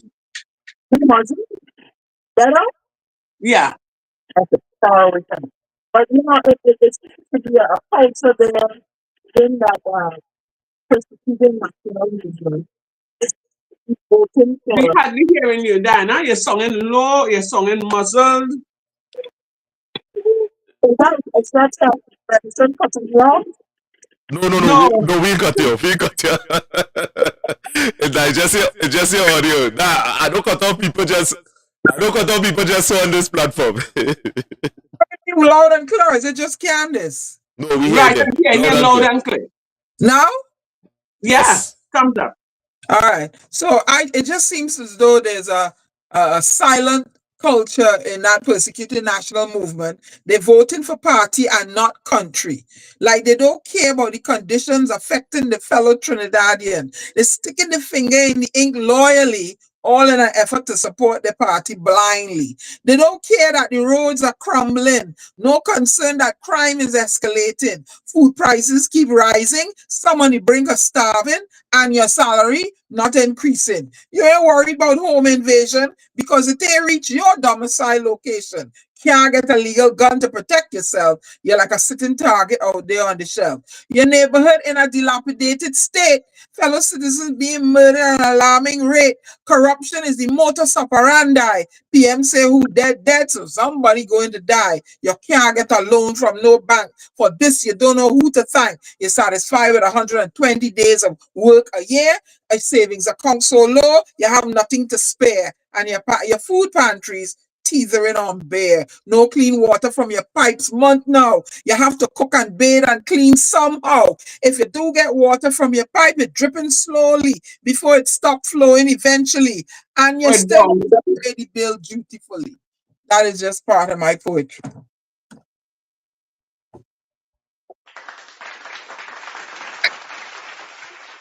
Powerful poetry. And you know, let me tell you, you know what I like about Miss Diana? I must compliment you. You are a very strong, brave, and courageous woman, and you're for the people. That's right. You're for the people. And you know, this was never no planting, you know.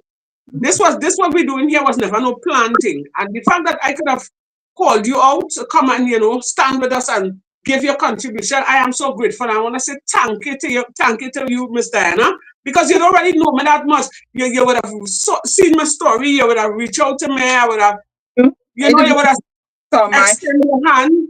Exactly. And I'm relaunching my podcast shortly, but I would do this with you, Renaissance, from time to time, because I thought I was dealing with a little bit of issues, you know, and but yeah, you know. And I am really grateful for this. You know what? It needs more people like us to stand up and let the government, whatever government, let them know here what's going on. We are the people, it's we who make up the country, we make up the citizens.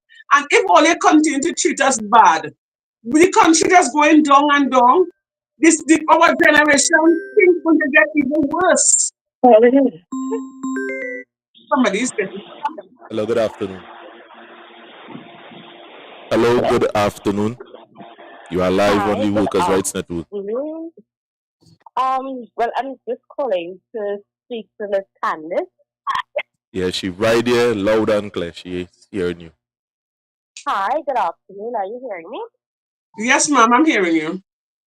Okay, so I am calling as a young person from the Sangre Grande area, the Northeastern Settlement area. Mm-hmm. And I am just, sorry, I'm not hearing you, huh? No, but you're speaking, so we are listening. Okay, right. So I am just calling, you know, we are all here to agree to disagree. Mm-hmm. And personally, I believe that the approach which you would have taken was in the wrong. I totally agree with you with the asking of the questions, what are they for the youth? Yeah, but what do you mean by the approach? However, Explain the approach. I believe that, Don't just say the approach. Explain what about the approach that was wrong. I'm not hearing you all properly, right? I'm hearing myself echoing more. What was explain about the approach? You said I was wrong in the approach. Okay. What was wrong about the approach, ma'am? Okay, so to me, I would have watched all your videos. No, and family, we talking about the approach. What about the approach that was wrong? I'm speaking based on from her videos. No, well, we talking about the incident. Confrontational. I am not disagreeing that she should have asked the question.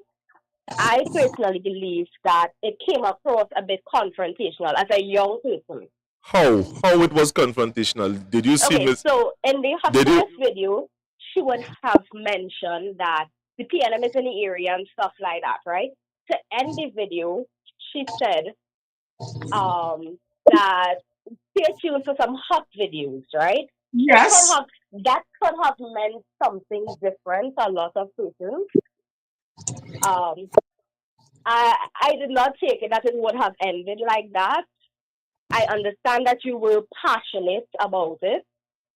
So sometimes we do things and we don't normally notice how it comes across. But it looked a bit confrontational. It's not, I'm not saying that you are wrong.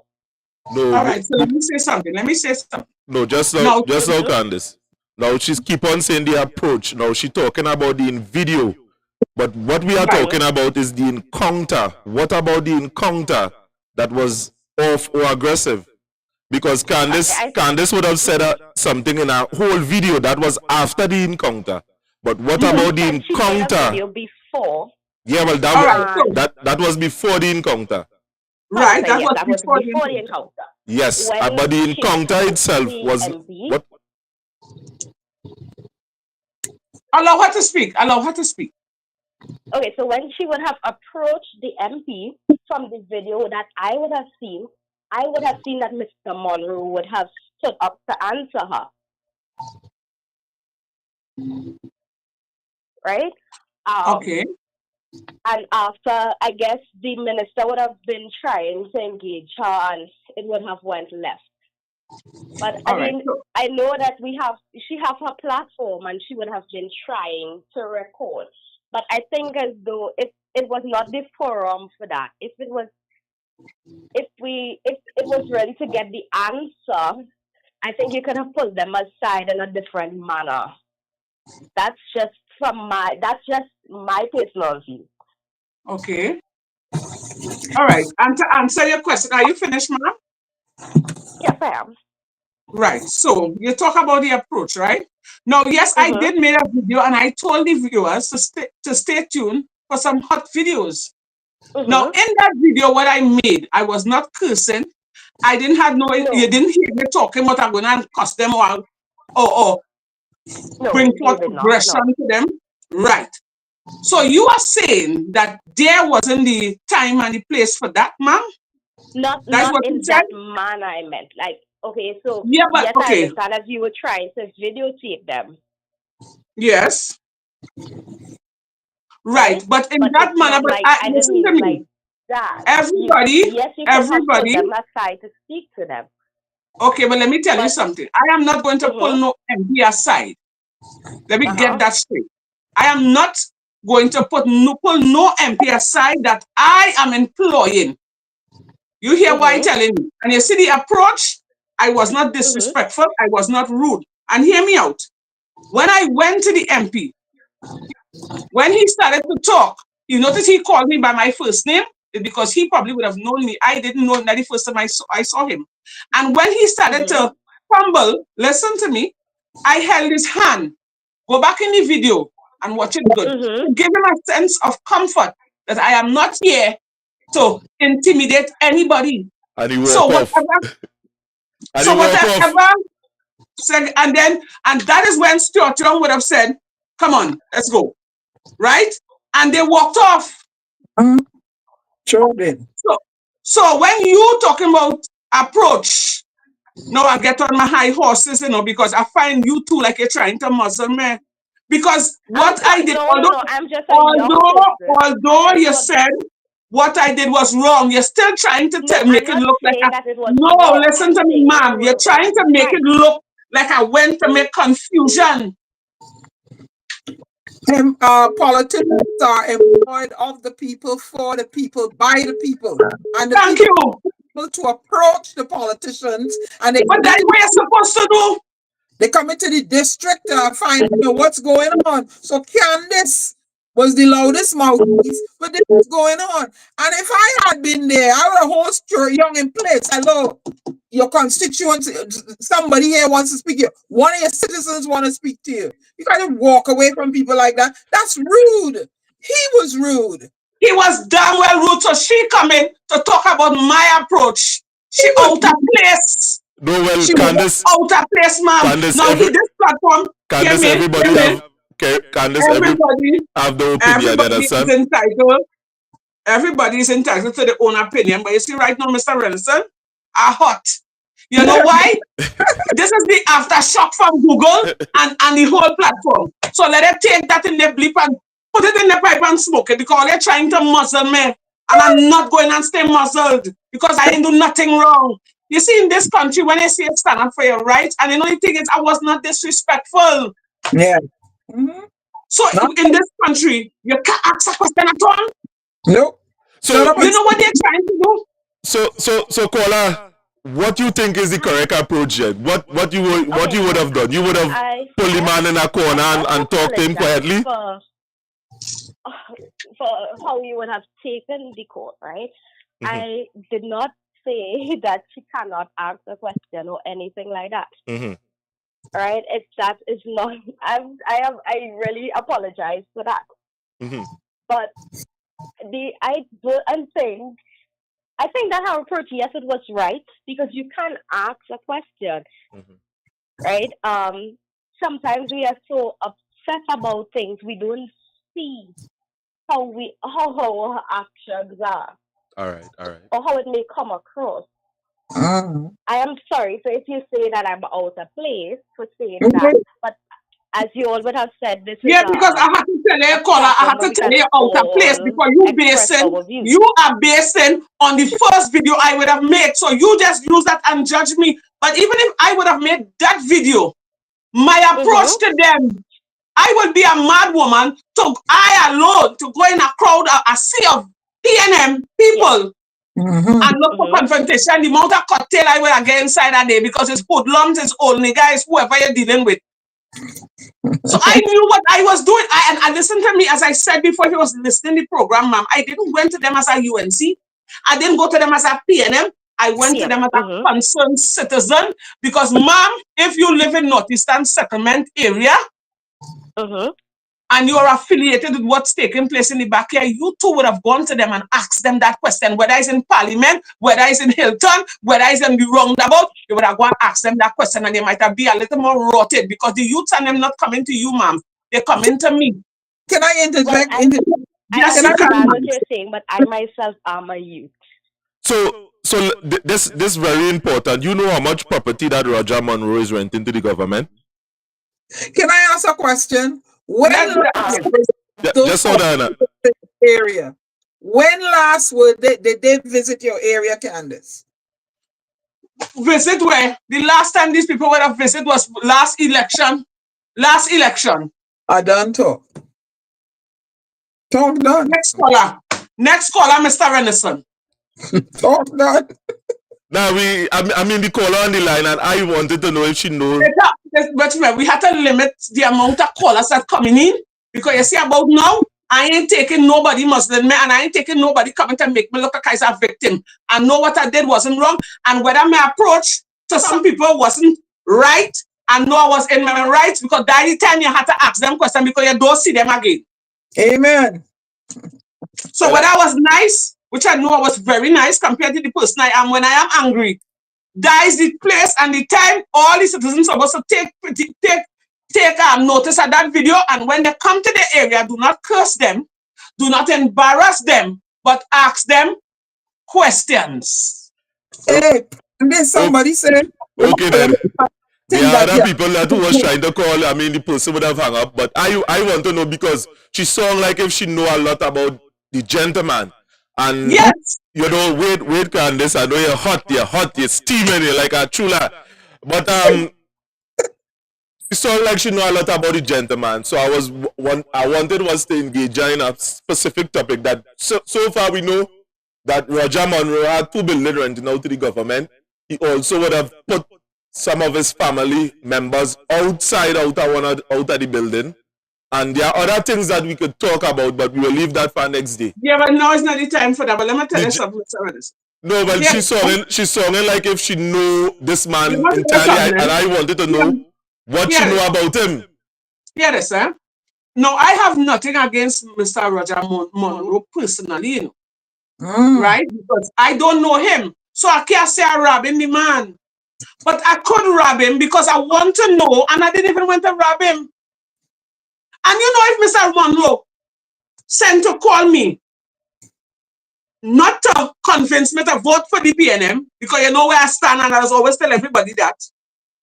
But call me in his office as a concerned citizen and show me, well, Miss Edwards, we didn't get a chance to finish talk, right? Because of certain circumstances. But this is what I have in plan for the youths. Probably you were misinformed and you didn't understand, or you didn't get to go and do your research, but this is what I have in store. I got digest that, because remember my main concern is the youths. Candice, and moreoverly, we need to break it down at least critically in what the person was saying. So the rest of people that is viewing the live feed ain't gonna be misled. Firstly, there was a video. It had a team at the video. There was before and there was after, but the engagement itself. If you have something to say about the engagement itself, concerning how Candice would approach the person in terms of the engagement, did she cause the person, hey, come here, how she approaching them? How she would have approached Roger Monroe? Sir, there is something that going on here. This is why I think. And these days, everybody taping anybody. It's not illegal to tape people, a matter of fact. That is not an illegal thing. You would have came wrong to tell the people why they should vote for you in 2025. That is the reason why you would have came about. You would have seen US president some of the time past would have been prepared. Donald Trump for himself would have mounted stage until they tried to assassinate him twice. Not once, twice. All because he wanted to tell the people why they should vote for him. And he would have had forums for weeks. Kamala Harris would have forums for weeks. Other people all over would have forums for weeks. This is something that Roger Monroe is not alien to. When he would have been elected back 15 years back, a matter of fact, when he would have been selected for his position, a matter of fact, this is the third time. He would have known, hey, this is the code. And if it is that you are coming before the public domain and you are not prepared, and Stuart Young have to aggressively interrupt the conversation, then that shows something about Stuart Young. When he would have said that what he said in Parliament, this shouldn't surprise anybody. And can I say, permit me to say something? Remember your last trend I thought. We have a caller here. Caller, good afternoon. Hi, good afternoon to everyone on the panel. When I look at that video, it seems that even Mr. Monroe, like, he couldn't even answer the question. He looked like he was so far away that he don't even know what's going on in his constituency. So, Mr. Edwards, thank you. Thank you for standing up for citizens of Trinidad and Tobago. Most of them are cowards. And thank you very much. I appreciate you. Love you. Bye-bye. Thank you very much. And let me tell you something, Mr. Renison and Miss Diana.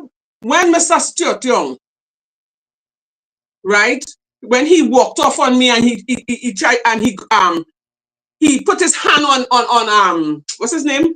Monroe's shoulder and said, let's go. You know what I felt? I felt shame, I felt shame, but I gathered myself. According to the young people, I gathered my friends. And I watched this man walk off. And you know what I remember? I said, this man have no respect for women. And then it run back on my mind when he would have disrespected the opposition leader in Parliament and the voice recording and the camera pick it up where he called the opposition leader as Zamius. So it didn't take nothing out of him to walk off on me. And it cost to Candice. Don't forget that. So when you would have just used it a little green language just now, I sure you pick up that from Stuart Young. No, I normally when I'm angry, the little bad word that's fly. Okay, I don't like to curse. I really don't like to curse. But you see, I don't like foolishness and I don't like people to oppress me. I have a problem with oppression. That's right. I have a problem with oppression. I'm not trying to be no hero, you know. I'm not trying to make a name for myself, you know. You know what it is as a mother. And I saw a lot of the mothers and fathers and the whole action that could relate to what I'm saying. You know what it is to get up in the morning and you have nothing to feed your children? All you have in your fridge is a block of ice. You know, thank God I've never reached that stage, but it have people, I could show you my inbox. I could show you my inbox, how much people just be telling me if we're giving out hampers. And I just feel so sad because what we doing here, we doing that for the love of our country. We're not getting sponsored. We're doing that on our own. And I say, Lord Father, if I could help these people, I would. Because there are people who naturally can't afford to help themselves. Like the house where we went in. Candice, don't talk about that in my heart hurting me. Don't tell me Like about the that. house that we went in, the house that we would have went to in a certain part of Granby. Let me tell you something, Miss Diana. I would have known that young lady, mother and father, as a little child. At them time, I didn't have children yet. And when I went to that young lady house, and I see how this lady living, hey, here now, my heart could have crumbled. And when you watch these politicians and them, they live in lavish, they live in comfortable, their family driving, the children going to the best schools, they're eating the best, they're wearing the best. I sorry I wasn't this girl next door neighbor. I would have wait for them politicians, whether whoever, coming by this woman door and asking if I'll have cost them people from Timbuktu to Timbuktu because all you have no shame. Because if all you is the MP for Sandy Grandy, and I sure that's not a mainstream, but they will pass there from time to time. And you see the watch me if you took your hands out to the house, to the board, it goes straight through. If you see where this woman lying down, if you see where this woman had to cook, if you see the condition, and these people coming to tell you vote for the people, PNM will love you so, rubbish, total rubbish. That's a song, they love you so. Stay just so. That's what Yeah, stay just so. I tell you, when we went to interview this woman house, I tell you, the woman have her dignity, eh? She have her pride, and you can see she ain't giving up. She fighting, but oh God, who coming to help she? That is what we put them politicians in power for. That's what we had the PNM government for the 9+ years in power for to help us. And everything they do for us is like they're doing we a favor. And you know Nelson Mandela? Nelson Mandela said, I'm going to try to paraphrase. He said, if you want to judge the health of a government or an incumbent, look at the way they take care of the elderly and the youth and the sick. Nelson Mandela said, if you want to judge the health of a government, look how they take care of the sick, poor, disadvantaged. Look at the way they handle it. Yeah. Yep. Yeah. Let's see what happens. Did they call? Yeah, they didn't say what time election is going to be. No. We don't. I don't think we have a date yet. Yeah. But I feel if they call election in the morning, people people will rejoice. And then again, you know what I can understand? Is everybody in Trinidad going through this turmoil? Whether we like it or not, whether we want to admit it. Everybody bawling. Everybody bawling, everybody crying out. And all you still want to stand up and say, all they want to vote for this government, so then all they want change. Good afternoon, caller. Hello? Hello? Yeah. Yes, good afternoon. Yeah, good day. I just want to say this short and sweet. All you remember how Manning used to talk about Rowley before he was even my prime minister, right? And he didn't take heed. And Rowley used to show his attitude some ever since before he was prime minister. And he became the prime minister, and it showed up worse. And now Stuart Young come. And what is it you're seeing? The same puppet attitude. He is picking up his nasty attitude, which maybe already was there, but it's showing up now in the public. We need to take heed of these people that we make an error put in to run our country for the first and the last. So we're not going to get them no more. And I don't care. I am not voting for PNF ever in my life again. That's it. Somebody ain't drinking no more red Kool-Aid. Wow. Thank you very much, caller, for your contribution. Wow. And listen to me. Listen to me. As I told Pastor Google and Sister Jenny, This platform is not only for we, it's for everybody. So the good, the bad, and the ugly can call in.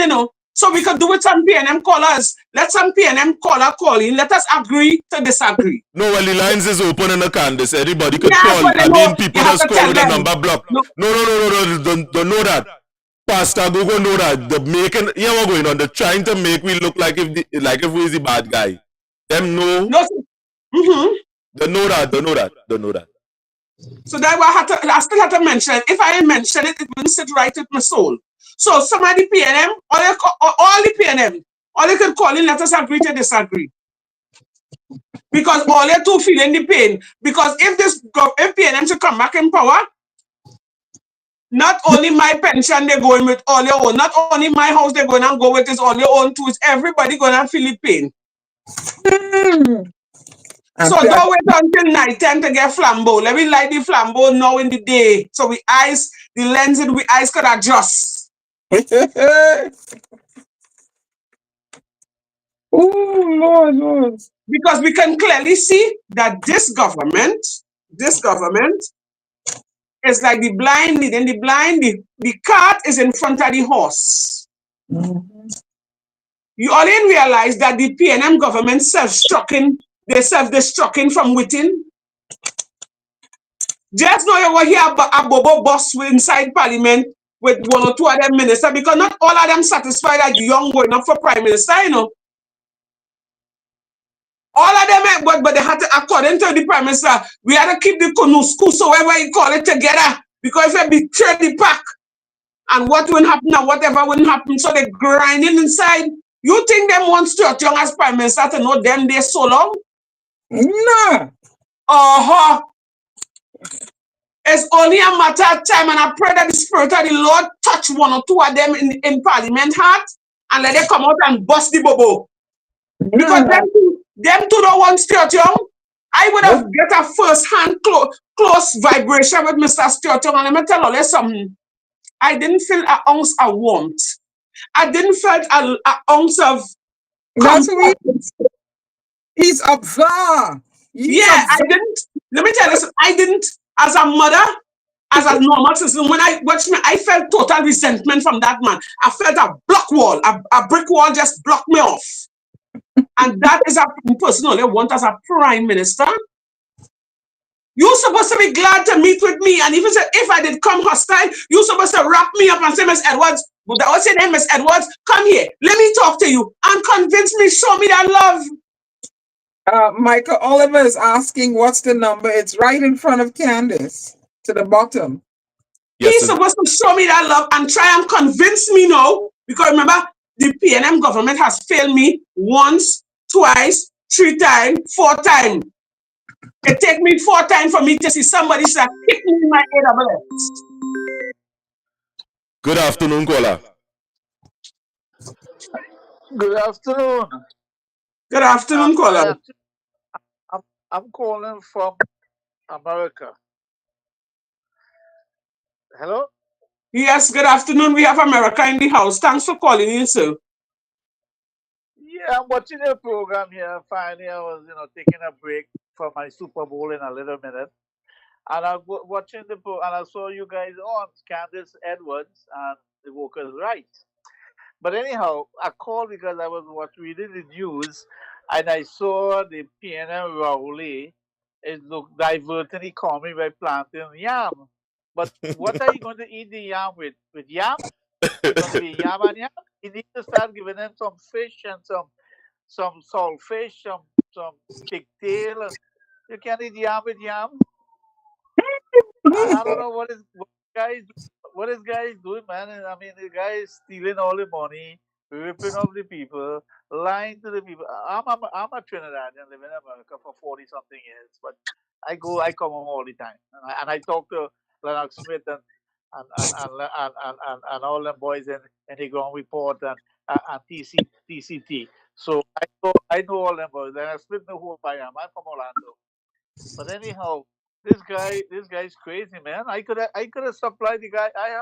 Let me tell you, my dad got 5 acres and I'm with yam. If we see yam in it, we don't even dig the damn thing. We leave it there to just stay.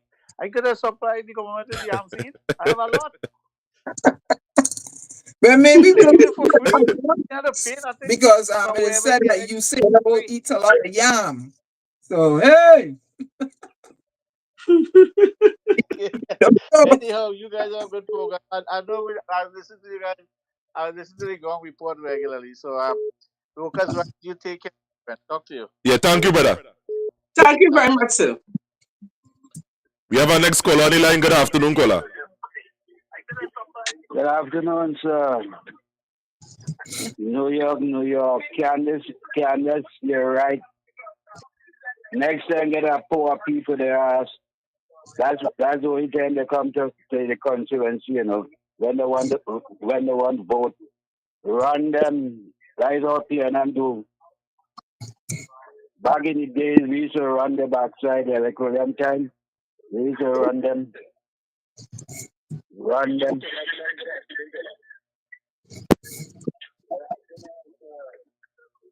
Well, thank you, caller. Thanks for the contribution. We will run them. Mr. Wilson, excuse me. I just want to say something here. Yeah, one of the callers says she ain't like too much of yam at all. What people eat it with yam and what? Yam and yam. Yeah, but and you know, yam does grow wild anyway, you know, Candice. But what I know, you could people that sell yam. Hello, good afternoon, caller. Just low down your set just behind a little bit, so you go here, skillally. Yes. Good enough? Right, you're live, caller. Yes. Hello, good afternoon, present, good evening to the Workers' Rights 868 platform. And what I want to say this evening, my contribution is hats off to Candice. On behalf of the conscious thinking people and the right thinking people in Trinidad and Tobago, hats off to you, ma'am. These are the questions that we're supposed to be asking in our neighborhood, right? And I give hats off to you for standing in the gaps for the people. I see no problem at all with how you handle and deal with that situation, right? And a lot of people needs to come out and start putting them on the spot. And I like how you deal with Mr. Stuart Young. I like how you put him in the place. Speak when you are spoken to. Nobody wasn't talking to you. We were speaking to the MP that has been representing us for 5 years and more, who we haven't been seeing, right? Who we making appointments, right? And every time you go to his office, he in a meeting, you could never see them. Right? So hats off to you, ma'am. Congratulations to you. Continue doing the good work that you're doing in Sandy Grande. If I was the MP, as I reach in Northeastern Settlement, I come in to look for you. Right? Because you know the people and them there. The people confide in you. The people comes to you. They look up to you. What is supposed to come to you and ask you, what is the employment rate? You understand? What's going on in the back here? What needs to be done? Right? Northeastern Settlement is a big place in Sandy Grande. Over 50,000 youths living in the back there, and it's getting wider and wider as the days go by. Right? They don't care about the people, them don't care about the citizen, and the whole of Trinidad just keep laughing the way to destruction. You hear what I'm telling you? And it's time for we to get up and smell the coffee and forget about the handouts. And according to you, what's going on with the children who remaining behind? You understand? What's going on tomorrow? If we encouraging and we supporting the nonsense with a big smile, what's going on with the future generation? You can't even ask them a question. They vex. They walk off. We don't want that kind of representation. We don't want that no more. We had enough of that in this country. Enough is enough. Continue the good work. I'll have a blessed evening. And I have plenty more to say, but not today for another day. Well, thank you, caller. Thank you very much, caller. And keep the number close, and you can message the platform, and we can bring you back on again whenever you're free. Candice, you hearing what people saying? Yeah. And at the end of the day, the establishment, the PNM government that in power, I mean, right now, we have no other choice than to talk about what is taking place. And we are not like the rest of people and them, not like the rest of stations and them that muzzle your voice. From the time that you started talk bad about the PNM administration on the Nidaman program on that channel, he cut you off. By number block from there, I didn't want to say it. Every time I call the program, but I can't get through. There are other people number block. They're faxing. And that is why I'm saying, no, Mr. Renison. Yes, we know the lines are open, but I would like some people, you know, anybody, everybody from either side, PNM, UNC, whoever, call in. Let us discuss. Let us agree to disagree. Because if all of us feeling the pressure, you know, we're not biased. We have to discuss this whole situation and come to a solution. How are we going forward? That's right. Because this one arguing, that one arguing, this one, we're not reaching to no solution. So here what? Come join us. I want Jennifer Fredericks. I find Jennifer Fredericks who are calling now and say her sense, say her to peace. Candice, like you understand, you know, Jennifer Frederick, yes, we watch it. I want Jennifer to call in. But Jennifer Frederick would have shown herself to be a coward. I would have had a personal talk with Jennifer Frederick for over 2 hours, as a matter of fact, at a point in time. And she, like many other are the PNM activists and them, they are not open to having them type of discussion openly.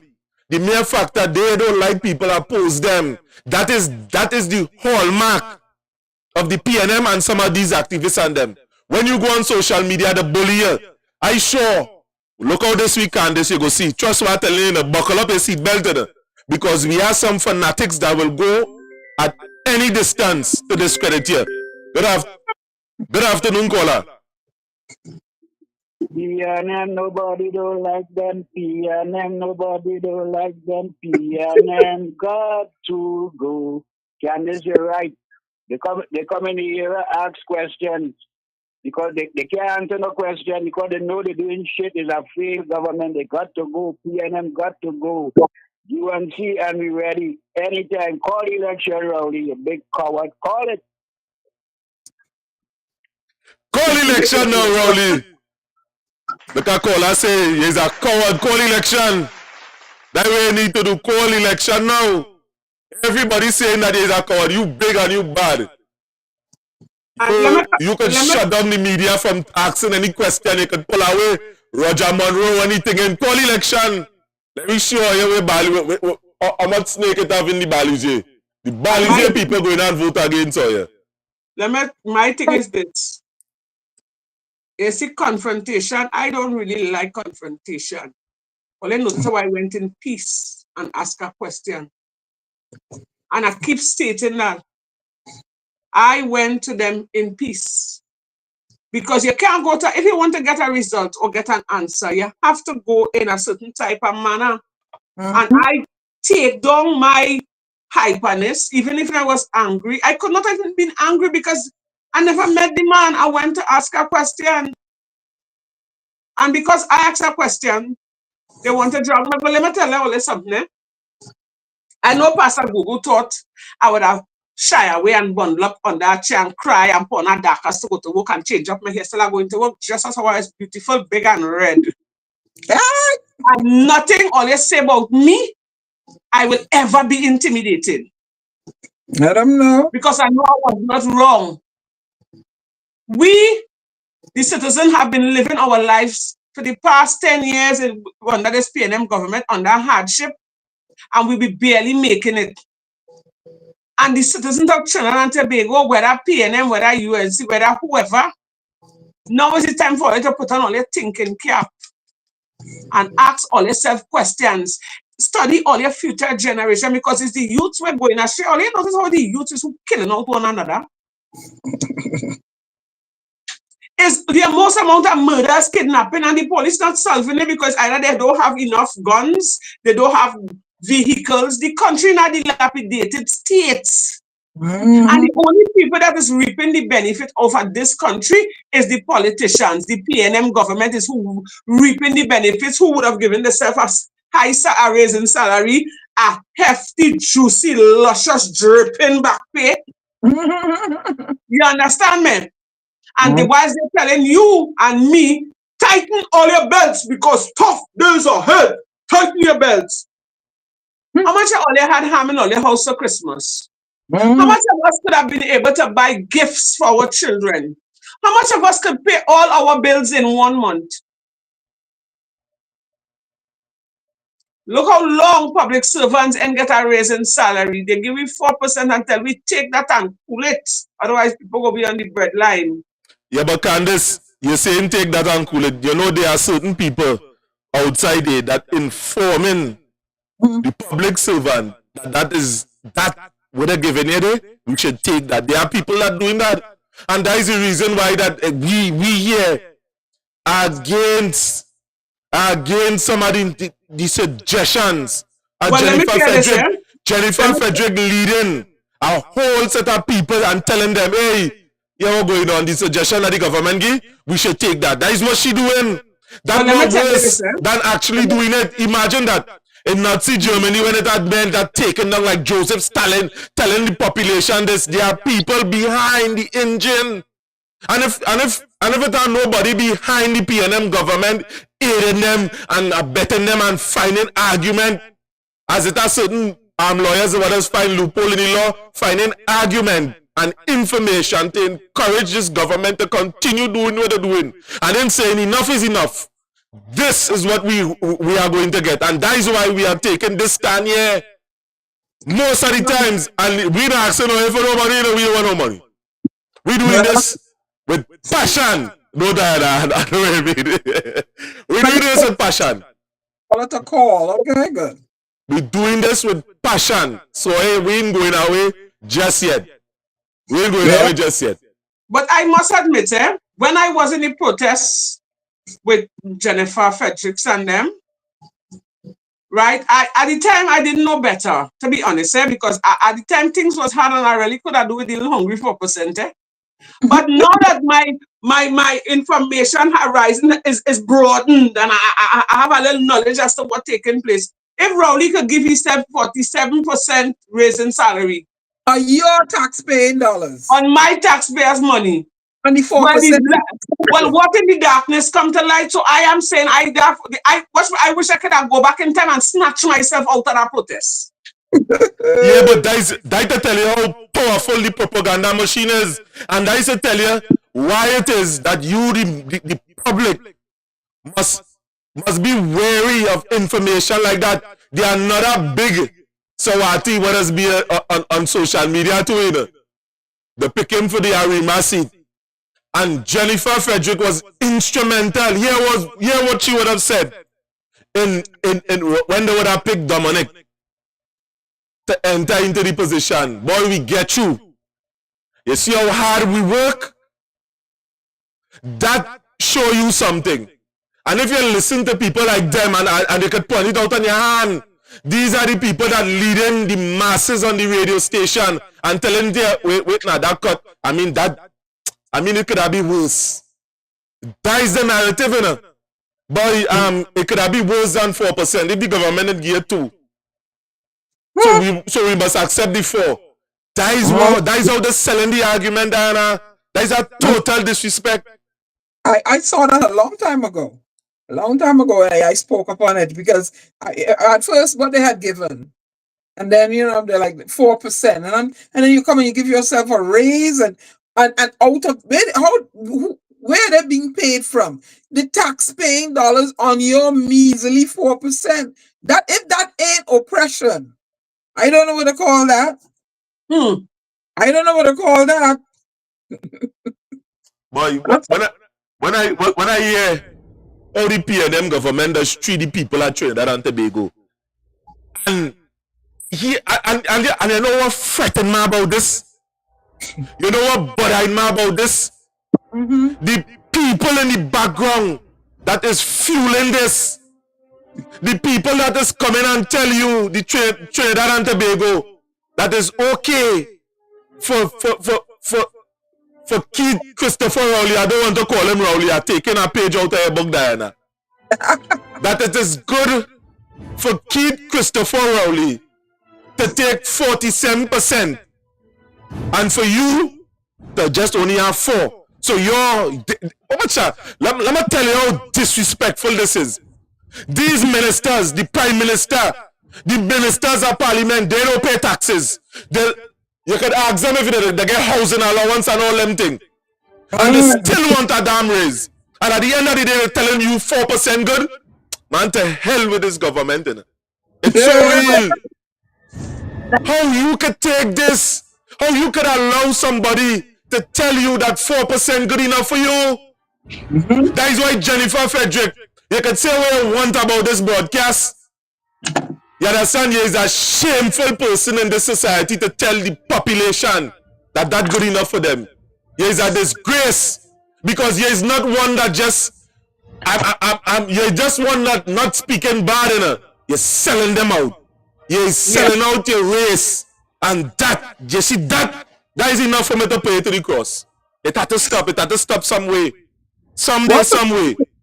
It's enough.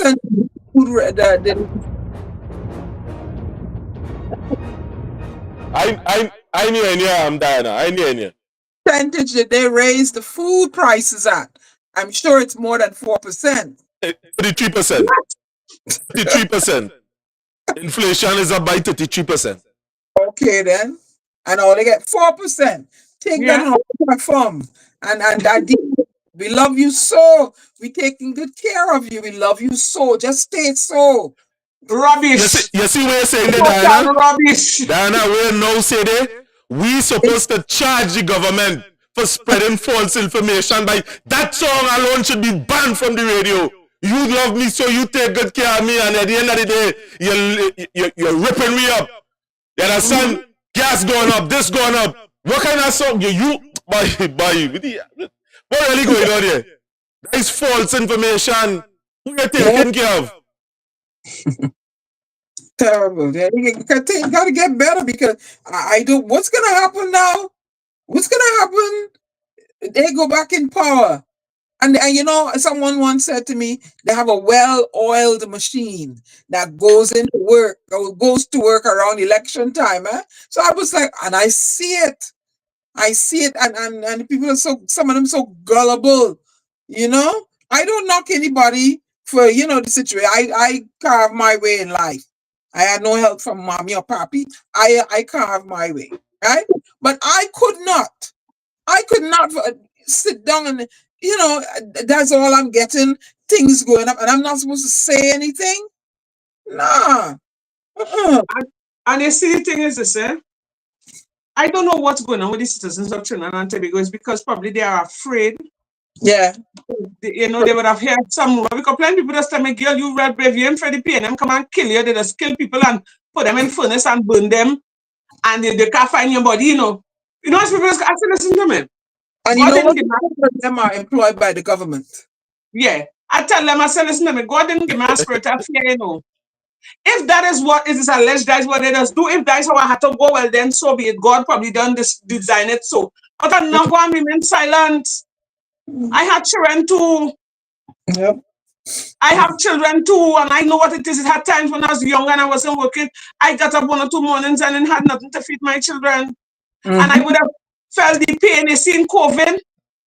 When the only person that would have come around here when they expecting the MP from Toko Sandy Grandi to come with little hampers and feed the people in the back, you ain't seen not one of them. Where there was. It had a woman come out and she said she had mango. She had to try and suck mango for 4 days. Thank God mango was in season. Oh, Lord. We don't only want to see the politician when it's time for election. We are to see them in the time of crisis too. Indeed. When time of crisis, that one only had to come wrong. But they're not doing that. They don't care because why? We have foul brains, The minute they come and they keep a party and they buy free drinks and things to eat and we jump up, that is the day and they tell we well, we're back on track, but all you have to think, we can't be going around in circles. Right now, the citizens of Trinidad and Tobago, we're going around in a maze, wrong and wrong and wrong, and it's not getting better. And you reduce to rushing to get a hamper. Reduce to hamper, wait for a hamper. No, that's not good. No. The food cards and them, the people who used to get the little food card, they no longer get it. They have the people to give it to. You have to put things in place. It's the same people all they have to come back to for their votes. It's the same people all they neglect, the same people all they throw in the bamboo. It's the same people all they have to put all their tail between all their leg and come back to bed for them. And they're coming with it proud. They're coming proudly because they know we is a kind of people with a one-set mind. They know, and the reason why I believe the Stuart, I wouldn't even blame Monroe so much, eh? Although he froze a little bit and he kind of hesitated, he wanted to lobby with me. But Candice, that shows something about the character. I blame Stuart Young. You know why? Stuart Young behaved like he don't care. That man showed me that he don't care about what I had to say. And that is the mentality you going wrong in an area as a minister. I would not have come to him. I didn't know him. That is why I told him I want to talk to my MP. I didn't even make him on the house to ask me when I watch him, I say, but wait now, that the Chinese man, that Jackie Chan, cause call him Jackie Chan. And then I said, wait, I use Mr. Stuart Young. I didn't make him out.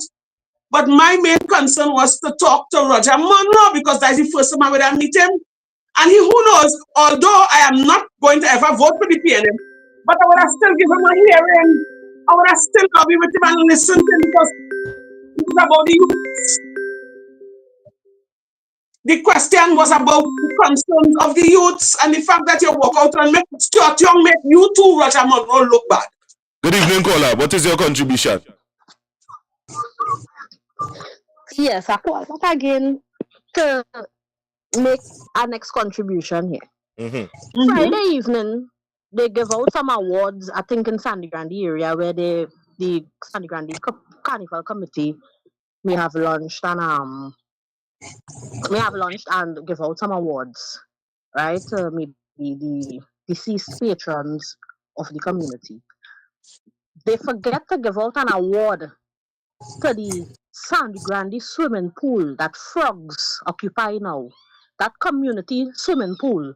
If Stuart Young wants some questions to answer, he can answer those. Why that swimming pool, the community swimming pool, why frogs occupy them and not the children of the community, right? The civic center, where we used to go and play badminton, tennis, a little football. You know, it used to have a lot of community gatherings. Better Village, Best Village is now it is now turned into a business where you have to pay to keep a wedding there, right? And these are the things we want Stuart Young to answer. These are the things they have to answer to us. You know, you agree with me, Candice? 100%. Because the reason why I would have laughed, Mr. Renson, and I know why I would have laughed. But that is a story, Mr. Renson. That is something for another time, another place. So, you know, but we can relate to what you are talking about, ma'am. And where is it they knock buildings? These are the things that they have to look into. Go ahead. That is what we want answers. And on top of all what they say, that they didn't like how you move and how you deal with it. I think I saw a video where Mr. Monroe was up in the Northeastern settlement after your video that you posted concerning the water issue. So apparently, like, your highlightation was something well that you have done. Okay.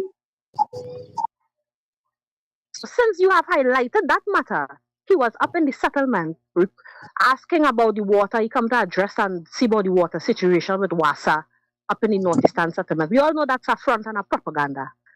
We all know that. But again, keep up the good job. Thank you very much, darling, and keep me in your prayers. Now, Candice, what this woman now say there? You see, Roger, let me tell you something. I'm talking to you now. Now, we are aware of a particular situation that is taking place within Danbury Hill. Let me tell you something. This platform here, the Workers' Rights Platform, we give you 7 days to bring relief to the people of Danbury Hill where our water position is concerned. We know about the illegal and corrupt connection that is right in front of your property. The thousands of people from the area would have bring certain material to us. That to show you how good that show you how well connected we is. Fix that water problem. You see that valve that right in front of your property? That locking off water to the rest of the community? Or you better move that valve from there. Talk done. We know about that. So don't play in that this water problem and you're coming to find out what's going on in certain community. People don't know already what's going on. I go like to get a bait. I go like to dive in a little pool that Mark M in it. I don't know. I go like to get a little pool but that Mark M.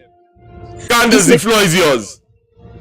The rest of the community don't want water. You see, that's what I'm talking about. And you're expected to pay the bill still, right? No, well, somebody would have reached out on our platform a couple of days ago and they would have made mention about that, eh? What is taking place? You know, what is taking place in the area, right? And they would have tried to contact us about that. And I wasn't expecting that bomb to drop nowhere. I wasn't expecting that bomb to drop now. I was waiting for it to drop at a later date. But seeing that we hear the bomb drop, and I find, you know, Roger Monroe, I don't think you're a heartless person, you know. I'm being real. I don't think he's a heartless person. The vibes I get off fire. You know, I could rag you, I could say this, I could say that about you, but I'm not a person, that type of person. Although all you put me all day and try to ridicule me. When my enemy do my wickedness, I just mention the name in prayers, right? But let me tell you this. I don't believe he is a wicked person because but I believe that, you see, the right thing is the right thing. And if the people and them the person that would have called in and talk about that, and they would have provided us with videos and whatever have you, and enough information, I think, Mr. Romano, you should try to curb that situation. You should try to deal with that situation. Because my brother, it's looking good, you know? It's looking good at all, because how it is you alone having water in your pool that mark up M to the bottom. And the rest of the community have no water. Then I'm going to make you look good. And he's a young man coming up in society as an MP. You're making your name. Not good. That is something that should not have been. Because when water gone, I just feel like I'm going mad. You know what it is for people not to have water for months? And the water that's stopping by you? We didn't go to the premises, you know. The people provide that information to Mr. Renderson. And they would have imparted that in knowledge onto me. But I didn't say nothing. Because I said, well, in the time coming up, they know they all going to do all they had to do. But at the end of the day, as we're on the topic, we had to talk about it. So please, Mr. Monroe, I do not know the people of that area, but I am begging you, sir. Give them some water, please, now. Let the people allowed to live with it. Water is life, sir. Mr. Roger Monroe, water is life.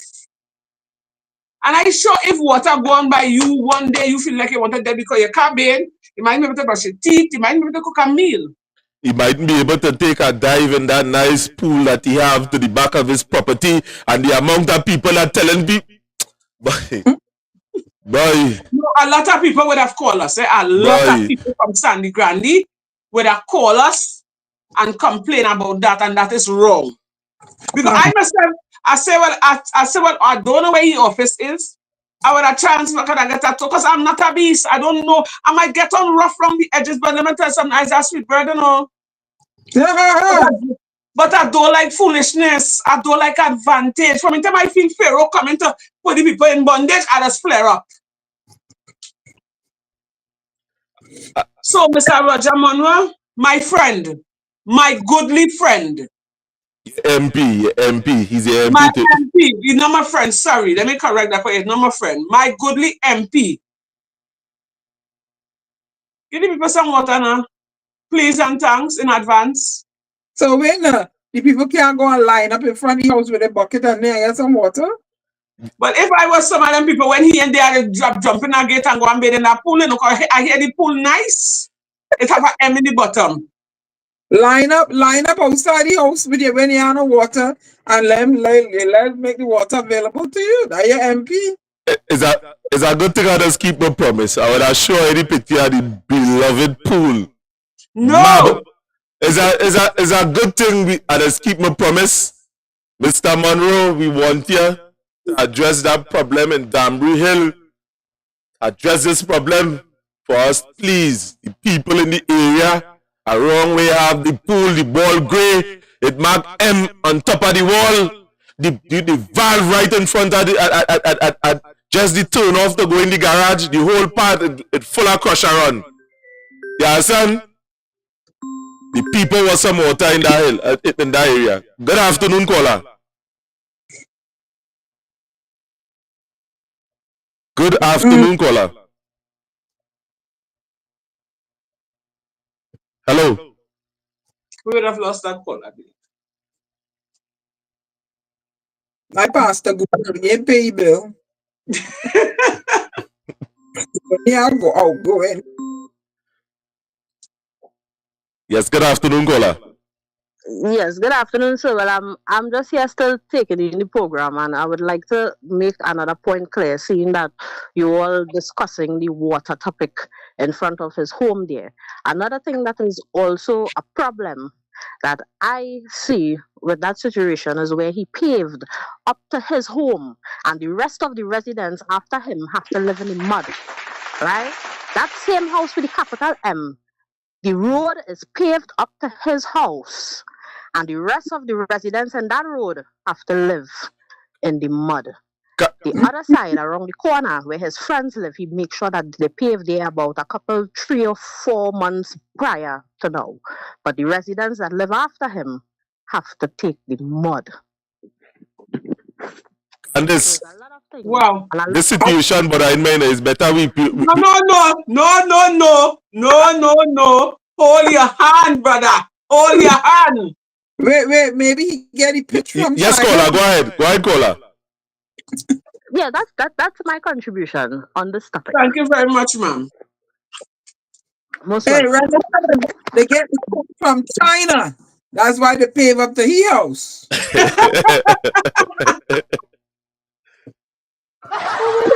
You see, people at the end of the day just feel that we mouth, we ears, we everything will be on the ground. I could tell you what's going on in every part of Trinidad and Tobago now at this point in time, and that is where I don't understand any argument in dealing with politicians and people in high office. We could deal with that.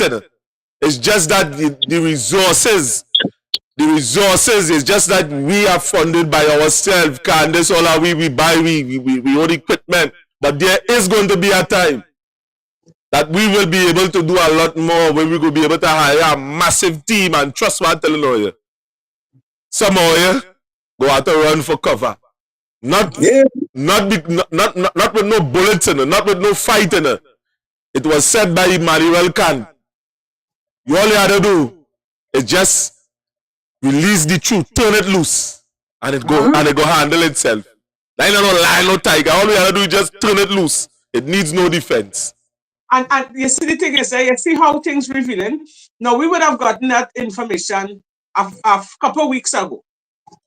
And look, the caller come in and talk about it for herself, and she probably living within that neighborhood. So you see now, people coming to the justice advocate for us to advocate on their behalf, and they start calling in, so them hear what going on. The voice of the people is the voice of the Lord. So I hope, Brother Roger Monroe, my boy, my MP, you're hearing this. Do something about that. Try and fix this. And Candice, I feel I better call Roger. You have his number? Of course I have his number. I feel I better call Roger Monroe because he might be missing certain things, a matter of fact. A matter of fact, let me leave that alone. We want to see him in the office to talk about this thing with this girl, with his house story. Yeah. That is important. More than the ambitions and things that we have. That is real important concerning that issue. Yeah, the woman needs to be dealt with. I'll be able to Leave that for the So, next show. I'll be in with y'all. you'll be for the next show. Nice. Yeah, but this woman really deserve our in line, but oh God, Jesus of Nazareth, this young lady, I in line. This young lady needs a proper home. Oh God, nobody's supposed to live like that. And I just wonder how these people just feel knowing that they're living. Now you can't help everybody, you know. But Okay. if you start in one corner and then you start somewhere in the middle and you spread the juice and the joy around and the help around, you're gonna reach somewhere. And it's 9+ years all in power. And since I know myself, this government in power, that house, what I would have seen wasn't like that. And for the stage it would have reached to now. And I saw them must be passed by that house, that woman house, and actually for vote. Whilst they in the vicinity of Sandy Grandy, I am sure that they would have passed by that woman house and see that woman house. How are they feeling now? They're playing with the money, or they have the power, or they can make a change, make a difference to help somebody. And all they're even doing that, or they're even looking at the man going to watch his weed when it's time for vote. Good afternoon, caller. What is your contribution today, this afternoon on the program? Hi, good afternoon, Cat. Diana. Hello. Warm stop. The KFC, yeah. Oh, KFC. Oh, good to hear you. Yeah. Know what a brand new program? We are letting the plan and the right side what's going on in this country and this evil, wicked PNN government. Yeah, Renison wanted to merge with me a long time ago, but God presents the opportunity the right time. You know, so. We don't know I was keeping the fire blazing, Diana, while I watched the program, all on 91.9 IDKFC. I was born out of this evil, wicked, this PNN government. I ain't like really playing like in Arima Bay on that first Comments constituency. All right. He promotes the plan all kind of thing up there. See a bit of roads. So all they get water, all they get running, all they get water, all they get lights. And they promise them road after. There's wicked man they call Rowley and Short and all them go along and they burn plan and place. Diana, I looked on list when the program rocket from Sunday alone. No, we plan to run it twice in a week, Tuesdays and Thursdays. No, we are to keep the fire blazing all times, creating the plan to wake up and spend the first coffee and see the wicked and you're just going on this evil, wicked piano, As my motto, fire burn this evil, wicked piano government. I look to understand. Bless. All right, KFC, thank you. Okay, Mr. KFC. Well, Candice, there's still a lot of people that don't know that we would have been on for quite a while. A matter of fact, I mean, there's a new set of people that calling. Thanks for locking on and being a part of the program at the same time. Oh, I shared it everywhere I could, everywhere. Let them come on in. It's true. So people, we going just now. We coming up to the top of the hour where we are going to lock off. You understand? I know Diana might be in the back there. She might be saying, "Boy, this is too much of fire. This kind of young people kind of thing. We blazing here." Who you talking to me?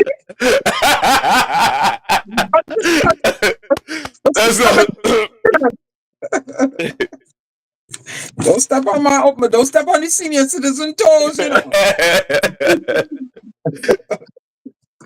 Good. And and for Pastor Google and then want to go, yes, I'm 65 years old. Okay? Good. Yeah, because you don't want no misinformation. I didn't roll up a tree yesterday. I've been around the track a couple of times. I'm 65 years old. Thank you. And I don't hide my age. Good. Well, you look well for your age. Thank you, my dear. Thank you. You look very well. You're even looking 65. You have to have a good spirit, and good thoughts. And because if you have a black heart, it comes out in your countenance. Yeah. Yeah. And I drink a lot of water.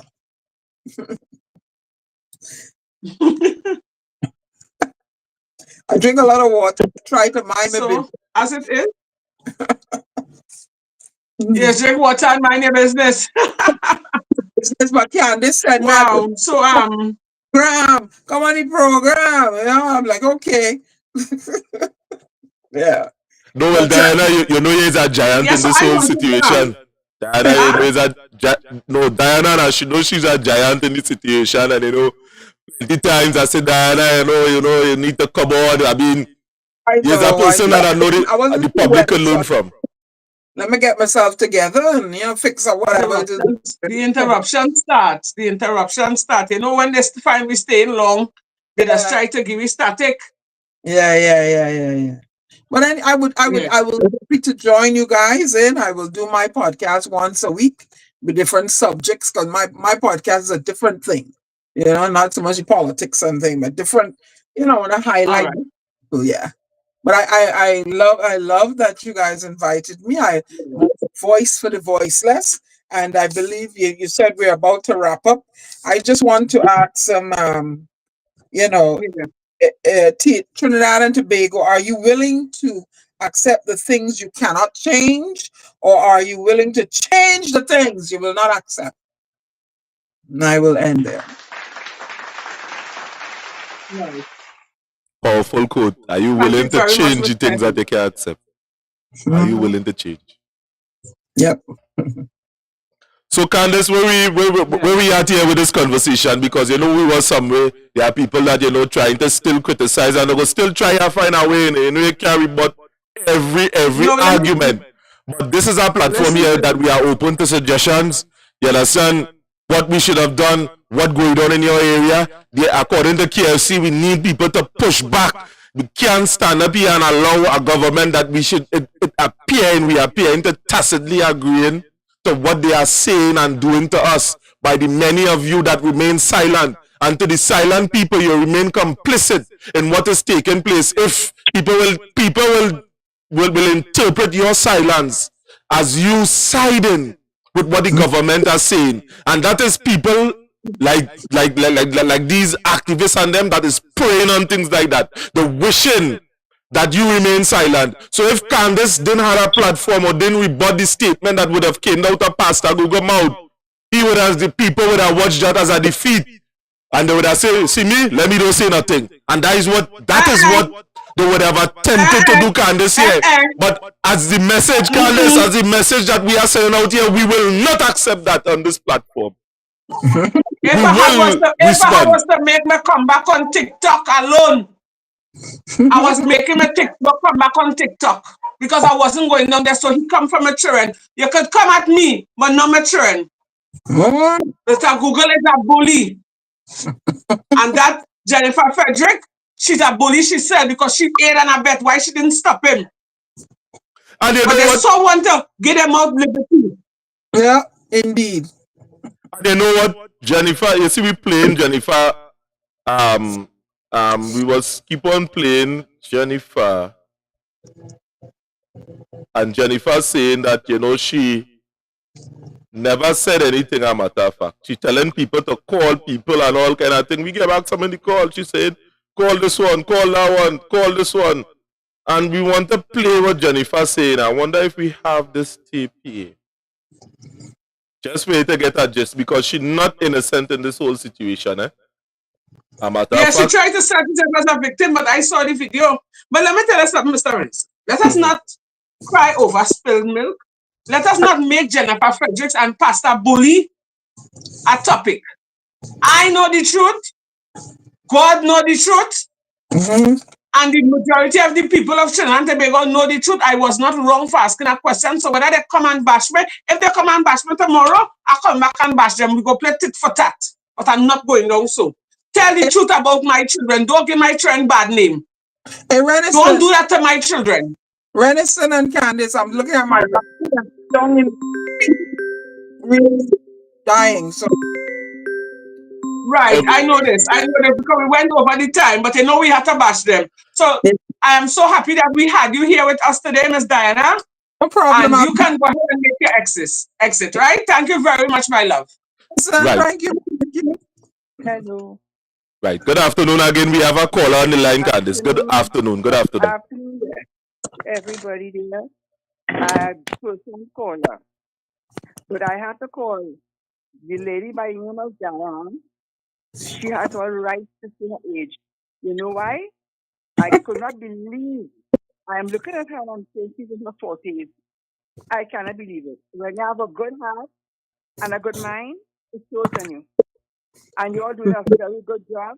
The people need to speak out, and you're giving them the space to speak out. Thank you very much. God bless you. Thank you.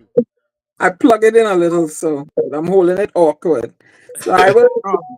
You have to kick me out, Renison, or I come out. How do I leave the program? No, well, I can take you out if you. Come out. So take me out. It's not allowed to leave. Yeah. All right. Well, no problem. Right, and thanks again, Diana. Thank you. At any time, you call me. I'm there. I'm there. I will call you a couple of days in advance. Okay, love? Thank you very much for the support. You're welcome. Bye. Okay, Renison. Okay, then. Well, enjoy your afternoon. Oh, yes, I will. I'm going to look at movies and watch you snow outside the window. All right. All right, then. Later. Okay, bye. Right, Candice. So we are here. I mean, we just have about, I believe we have 10 more minutes on the program to go. Mm-hmm. And I'm going to just take down Diana thing. Right. So we have about 10 more minutes on the program. It's about 10 minutes again. I know people outside here. You know, I feel so good in giving people inspiration. And that is important. There's a verse in the Bible that says one could withhold them, two could withstand them. And that shows the importance of people backing up one another. None of us are islands. None of us stand on our own. We come from somebody. We come from something. We are going back to that thing in the end. And a pastor is supposed to be somebody to guide you on that journey.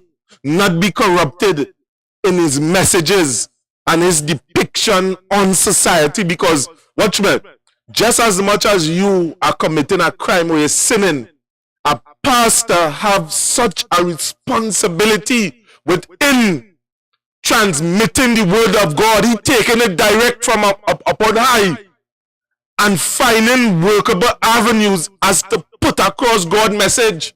So here we tell them, he said, plenty are here that lead the flock astray is going to end up in hell.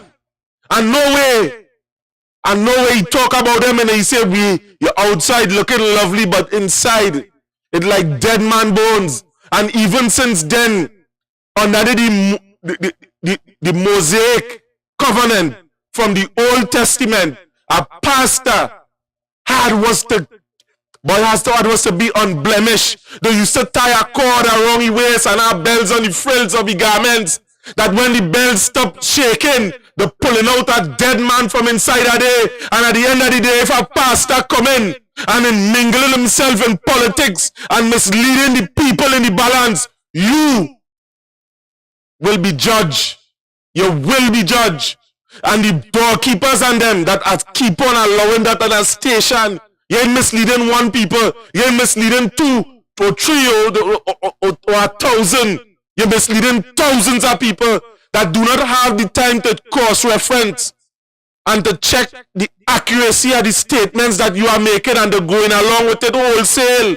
Now one must ask themselves the question, how long you misleading people on the radio station? How long? How much they can pay for that? What shall it profit a man to gain the whole world and lose his soul in the balance? Money is what you're going to do that, is what you're going to do that for? Fame? A better standard of life? I know, a matter of fact, the things of this world has get us tired. We just feel we need all these things to live. But at the end of the day, what shall it profit us to gain all this and still lose the soul? What? And you standing as a man of the cloth that know how important it is to hold the office that you are holding. Because in times gone by, you could not do that. and you go into the holiest of holies and they pull a rope around your belly and thing and the other pull you out, but plenty of you go where I end up dead. That is what we must not accept. Don't marginalize people's voices outside here, boy. Don't try to discredit people outside here. Don't try to do these things outside here. Candice, I realize, like, I thought they get cut off. People maybe just call you still on your phone while you're there. No, I allow you to finish talk. I allow you to talk. I allow you to let it out. No, well, I mean, you go ahead, because I don't want to take it because it's serious, Candice. I know. I am. Listen to me. Let me tell you something. I am the one. I wasn't really bothered by it because I know, as I tell you, I didn't do anything wrong. But my last son, he would have came to me with the videos. And he said, "But mommy, why this man doing that to you?" He would have sat down and had a conversation with his friends. And he said, "But they said, well, Barry, your mother wasn't wrong. And why this man belittling you, your mother?" So in other words, he just, this Pastor Google get paid to do what he doing, and this man showing. Well, you feel so. You feel you have a strong feeling so. Yeah, I feel so. Because you, listen to me, it ain't taking a rocket science to see what take place there. And you just take this situation and just kick this out of the park. That clearly shows that money passed there. And that didn't only, it didn't really affect me, but my children had to see that. And people were talking and saying that, where's your children, father? And the children and them always in problem with the law, but I had to come here and clear up that is the police will do my children wickedness. We didn't, my children go out there looking for trouble. If my children go out there looking for trouble, they know they're on their own because I am not a type of mother to encourage slackness. Good afternoon, caller. What is your contribution today? Hi, Miss Candice. Hi, good afternoon. You show Pascal getting paid. Pascal getting paid. And the birdie fly away and go down and just come on and preach piano and mislead the brother, man. So just keep up the good work. I could be locked on and taking in this wonderful program. They get this evil, wicked, heartless piano government. We need that change in this country, but we have too much evil going on in this place, boy. So I locked on listening, all every trouble safe, love and respect. Yes, thank you very much, caller. And to see that they're giving them out liberty, only damaging people, innocent people's lives. The fact that I asked that question only made me look like I killed Jesus Christ, like I string up Jesus Christ, and because for asking a question, and you, Pastor Google, you aiding and abetting and keeping the people in bondage, you feeding them news, what you want them to believe, so you manipulating the minds of the people on that platform, So what if I wasn't privy to be on the Workers' Rights platform to come out here and explain myself? That's why I leave you to run your mouth. Most people call me, you ain't making an answer back to that. I say, oh God, I will make 2 little TikTok thing with I want Pastor Google to run till he can't run no more because he size, he can't run further than that. Let him run. Because you don't know nothing about me. You just come and pick on me just so you're a bully. You're a bully, Pastor Google. And what is your real name? I could stand here and tell people my real name. My name is Candice Edwards. I'm mother of 3. And I'm a proud single parent. I don't take from my children when they're wrong. I don't aid and abet to foolishness. But when they come from my children and they want to dig up on me, do proper investigation and then come from it. Don't judge me wrong. Don't lie on me. Don't try to fabricate things that I never do. Don't try to paint me as a bad person and then you're on Iowa Judge station. Iowa Judge supposed to sign to revoke your contract. Because he's a big bully, and that's what you're making that Iowa Judge station look like. The platform where people just go to bully people. You, Pastor Google, what's your real name? And Candice, you should tell him why you're asking that question, because you was there when the person would have come to us. A particular individual would have came to us and told us that you was deported, Pastor. But I don't know They say it was deported. So when you come Trinidad, they change your name. That's what they told us. Now we know we was trying to call it a act here. What is this about? Yeah, But when we the ain't person going there. came and they told us We ain't that, come here to I discourage listened. it. We just that is what we would have heard. When the person came and they told us that, I listened. But let me tell you something. I don't like to take story and run with it like our pastor Google and then take a story. And he was right there. I watched him, and he was obvious, I watched his tall, dark-skinned man. He was not even wearing the jersey or anything like that. And when the thing happened, I see he turned and he watched me and he pulled away quick and he gone in the crowd, only to see this man on a platform ridiculing me and mouthing me, trying to make me look bad. Pastor Gogo, you try to make me look like I the worst thing out. The worst come on the face of the earth in front of my children's eyes, my grandchildren's eyes, my generation, my family eyes. That's what you did to me because I asked a question. You trying to keep the minds of the people in slavery. As one of the commenters say, ask me if I ever watch the movie the Django. He's the man on the Django, and he was that commenter was right. You trying to, if you know I dislike people who trying to muzzle me, and that is what you try to do, sell misinformation. You try to even get me tied up with Plumpy Boss mother, saying, oh, I'm impersonating the woman. And they even try to make it look like Plumpy Boss is my son. And I don't know these people. These people and I never had nothing. Once we would have had Plumpy Boss mother on our platform, we interview her, and that was that. But you see, all you do all your homework. They even go on my Facebook profile and take off a picture of me in a nice. First, I don't even have myself with no piece of thing outside. You understand? All my pictures gonna be nice and sexy and seductive looking because I am a woman. I like nice things. So I find Jennifer Frederick, yourself too, did that terrible hair on your head. You should take pattern from me. Call me. I'll give you some pointers on how to dress and how to keep yourself looking fresh. Don't come for me. And as a matter of fact, come for me, yes, but don't come for my children. Because you hurt my children feelings, my children asking my questions. And that was wrong, you Pastor Google. You're a wicked bully. And that is my contribution today, Pastor Google. Change that name, Pastor Bully.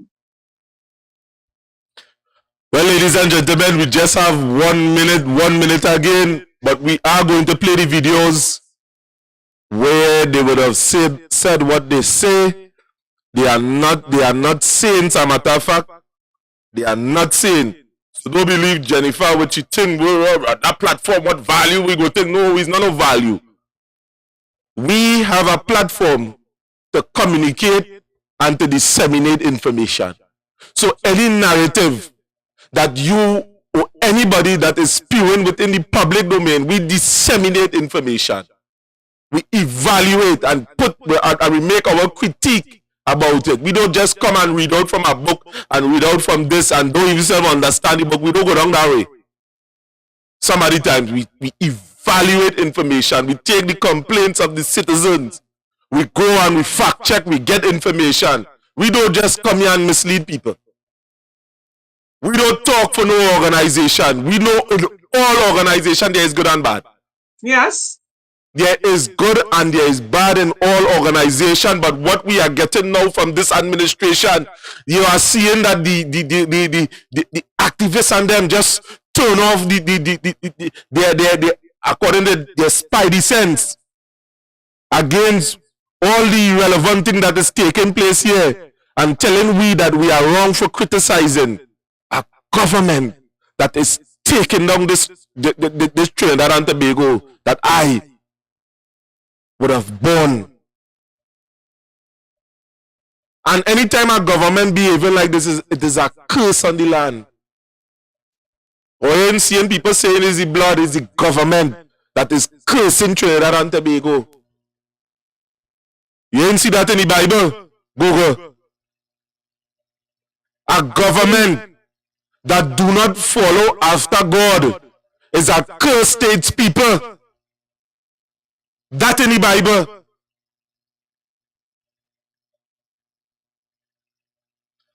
again, as I say, we would have reached up to the our Candice. I know you get silent there, and me, oh God, girl, oh, I don't know No, why you but get give me silent a on me. chance to talk. Give me a No, when we chance. go, I could talk, you know me. I could talk. no, when we go But in, at the end we of go the in, day, we go in. enough was said. Enough was said. We don't want to bore the viewers. We could be, and we really had to study. Starting back our program. And putting things in place. And I just want to say one more thing. The fact that we would have extended our invitation to Pastor Google and Sister Jenny, and they would have both declined. Well, Sister Jenny would have declined Before. on a video, right? And you see, well, we would have called Pastor Google, and he didn't show sportsmanship because he could have come on. We wasn't going to match him. We were going to agree to this. All I was giving him chats here. But once he came on, I would have listened to him and we'll agree to disagree. But the fact that they shy away, that alone shows this to the citizens of Trinidad and Tobago, the PNM and the non-PNM, that Pastor Google is an imposter. And he should not be using, and a coward. He should not be using the name pastor. A real pastor don't behave like that. A real pastor do not involve himself in politics. He keeps himself neutral, and if you can't say good, you don't say bad. You understand? So that is why when the person would have said that, they would have gotten money to lambaste me. I believe it because they went at me like a raging bull. And you swear say I eat Stuart Young white fowl and Monroe white fowl.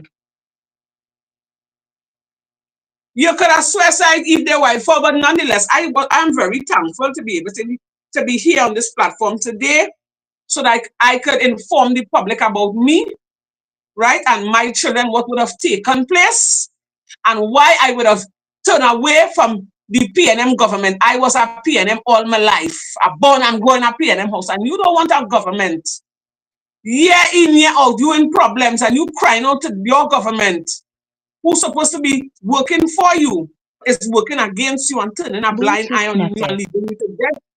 Our Prime Minister would have come out and tell we as it is, and he say who live, live, and who dead, dead. What more they want to understand? The country is in chaos. The PNM party is in chaos because under law, they may want Stuart Young for no Prime Minister. Parliament in chaos. The commissioner office is, look at what they do to Ola. All day in chaos. The whole place is in chaos. We are living in turmoil. And who coming to save us, I wonder. And everything they do, they blame it on the opposition leader. Because that is their tactics. All they just want to fool the people and keep the people under oppression.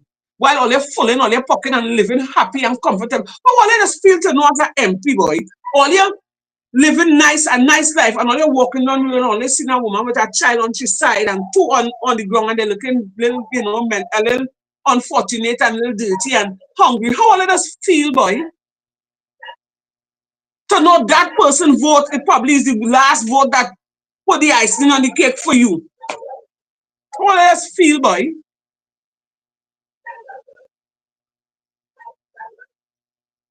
I wonder how all let us feel.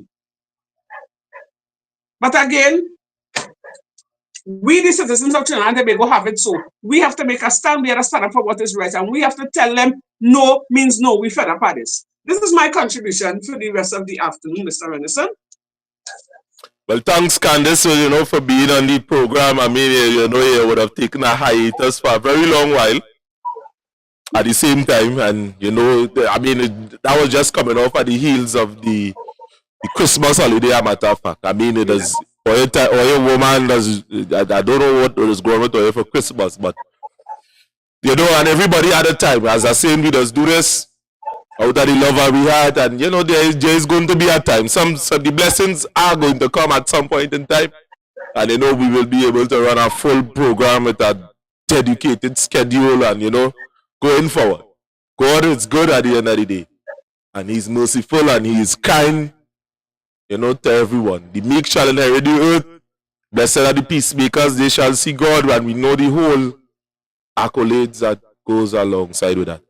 And I would like to thank the viewers for tuning in and being a part of this network. thank you, viewers, and if the many of you that haven't subscribed, please do subscribe to the platform.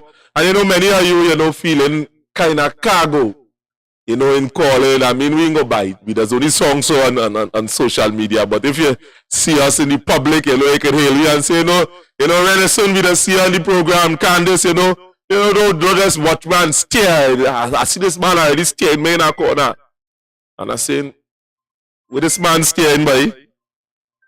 And I realized that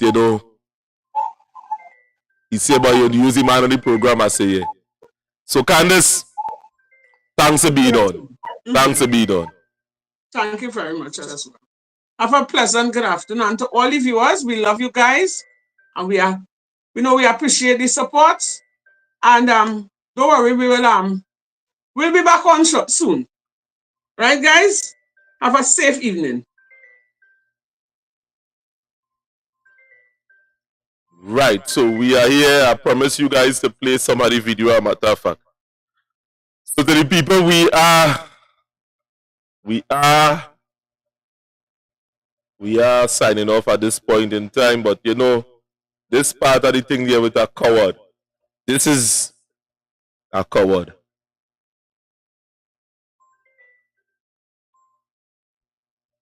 Overwhelm you like a father. Let me put the nail in this coffin real tight. God hates a coward. God hates a coward. 21:8 says, but the cowardly and the unbelievers, murderers, the sexually immoral, sorcerers, idolaters, and all liars shall have their part in the lake of fire, which is the second death. God wrote that, I didn't. Who leads the list of that ragtag mob? The cowardly. Look at your spiritual forefathers in the faith. Moses with a shepherd's staff invades the royal court of Pharaoh. Pharaoh, who's considered God on earth, who has the most mighty army that any nation ever assembled together. And he looked him in the face and said, let my people go. He was not afraid. Look at David, the shepherd boy, bringing a sling. And David and Goliath is coming against him. And David looks at him and said, you come to me with a sword and spear, but I'm coming to you in the name of the Lord. Duck Leroy, here comes an exciting head rake you're not going to get over. Jesus, he's in the Garden of Gethsemane. He's praying. 500 Roman soldiers come from the Antonian fortress to arrest one Jewish rabbi praying in the garden.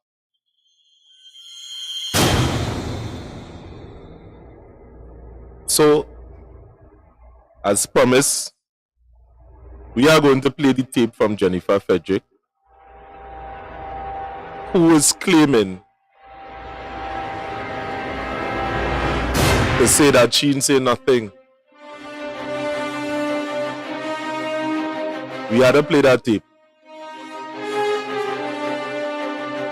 So this here is the tape from Jennifer Frederick, who keep on saying that playing this victim mentality at this point in time. Thank you. Hello, good afternoon. Pastor Google? Hi. Yes, let me just finish off what I was saying, right? So she spoke about Winsett being anointed or appointed by God to look at the come to see all the Sandy Grande people. And then now they have it all about, like, Minister Stuart Young disrespect African people because he walk away. But if you is a UNC and you come in a space that have PNM people and you come aggressive, you expect them to stand with you and dialogue, that won't going to reach anywhere. The minister, she asking about what program for the youth is the wrong one. The Minister of Sport and Youth Affairs, the Minister of Youth Affairs and National Services was there, Minister for Settlement. That would have been the better person to ask what programs is there. He would have directed her where to go. So she, in my opinion, had no interest in solving anything or whatever. She did just what she did for that purpose. So that's why the man could call just now and say Minister Stuart Young disrespect them it was. So because he is of Chinese and Indian descent, and you're on the ground, you must take disrespect from people, or people must insult him, or people must treat him a particular way to say, oh yes, oh God, he on the ground, man. That is what only considered on the ground. That woman went there, in my opinion, for a purpose. And she achieved that purpose, and now it is on Facebook and on YouTube and all that. But you know why it won't get much traction? Because she don't have any substance, and she is AUNC. Thank you. So when she's talking about who sell the soul, from when she was marching with us in front of PSA to how she looked was about 2 or 3 months after, it showed that some kind of money must be passed. I don't know, I'm just asking. And now you're all for UNC.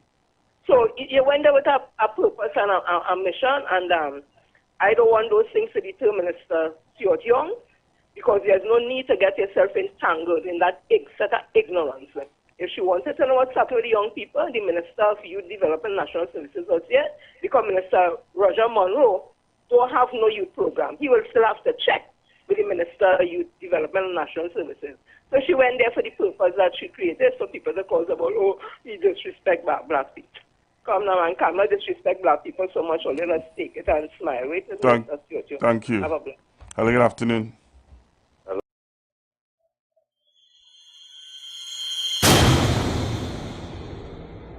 Now, that was the statement of Jennifer Frederick, where she would have called on national radio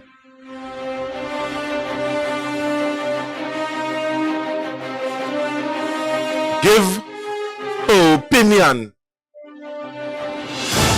to a pastor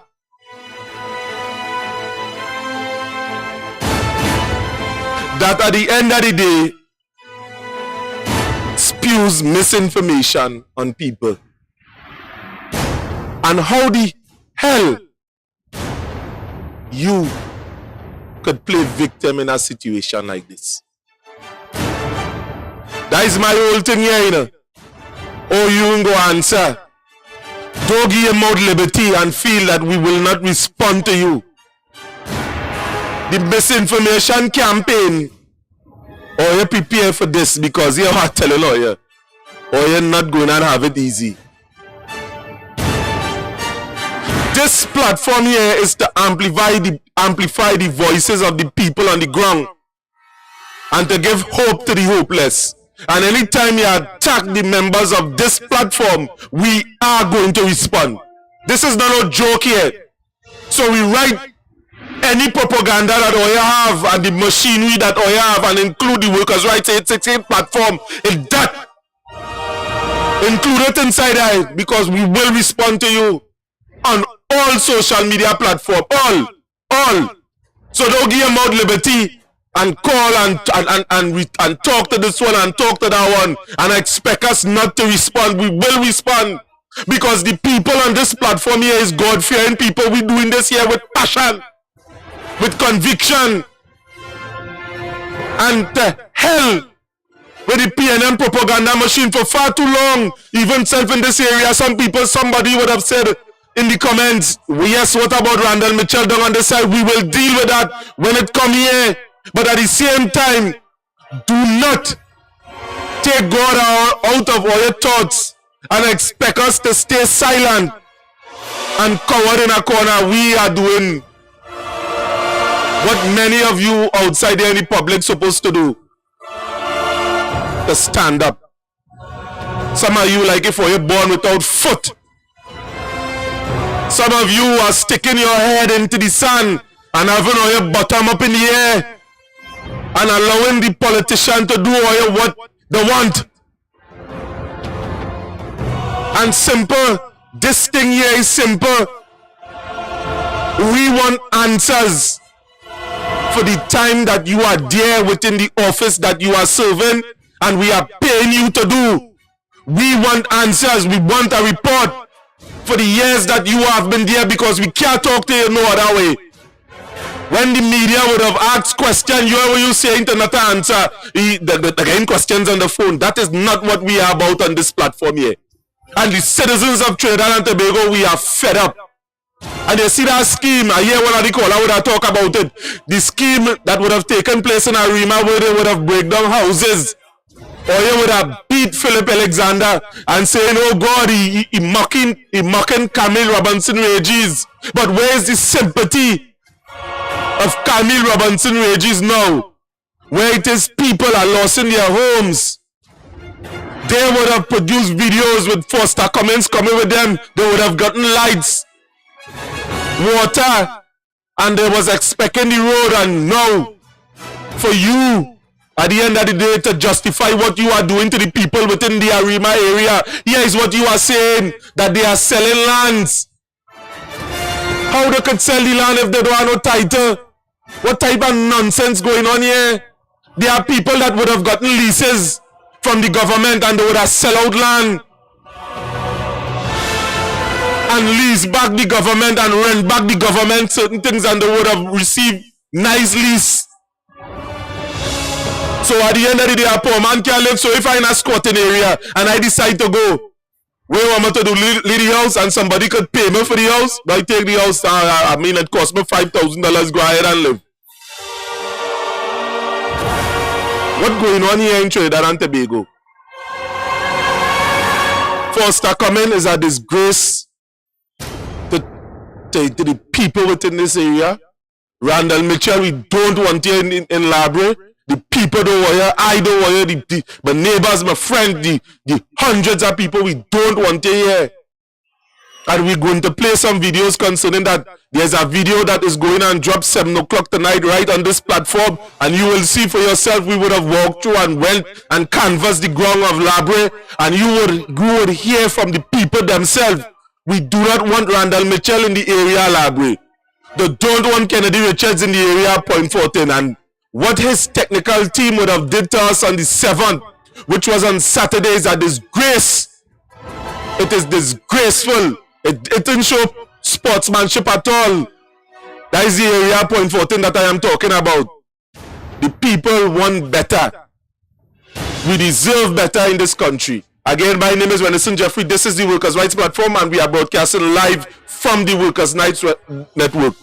And we are going to be here on this platform. Google, barbecue, anyone out here that playing or you want to come or you rush in, we are going to respond. Thank you.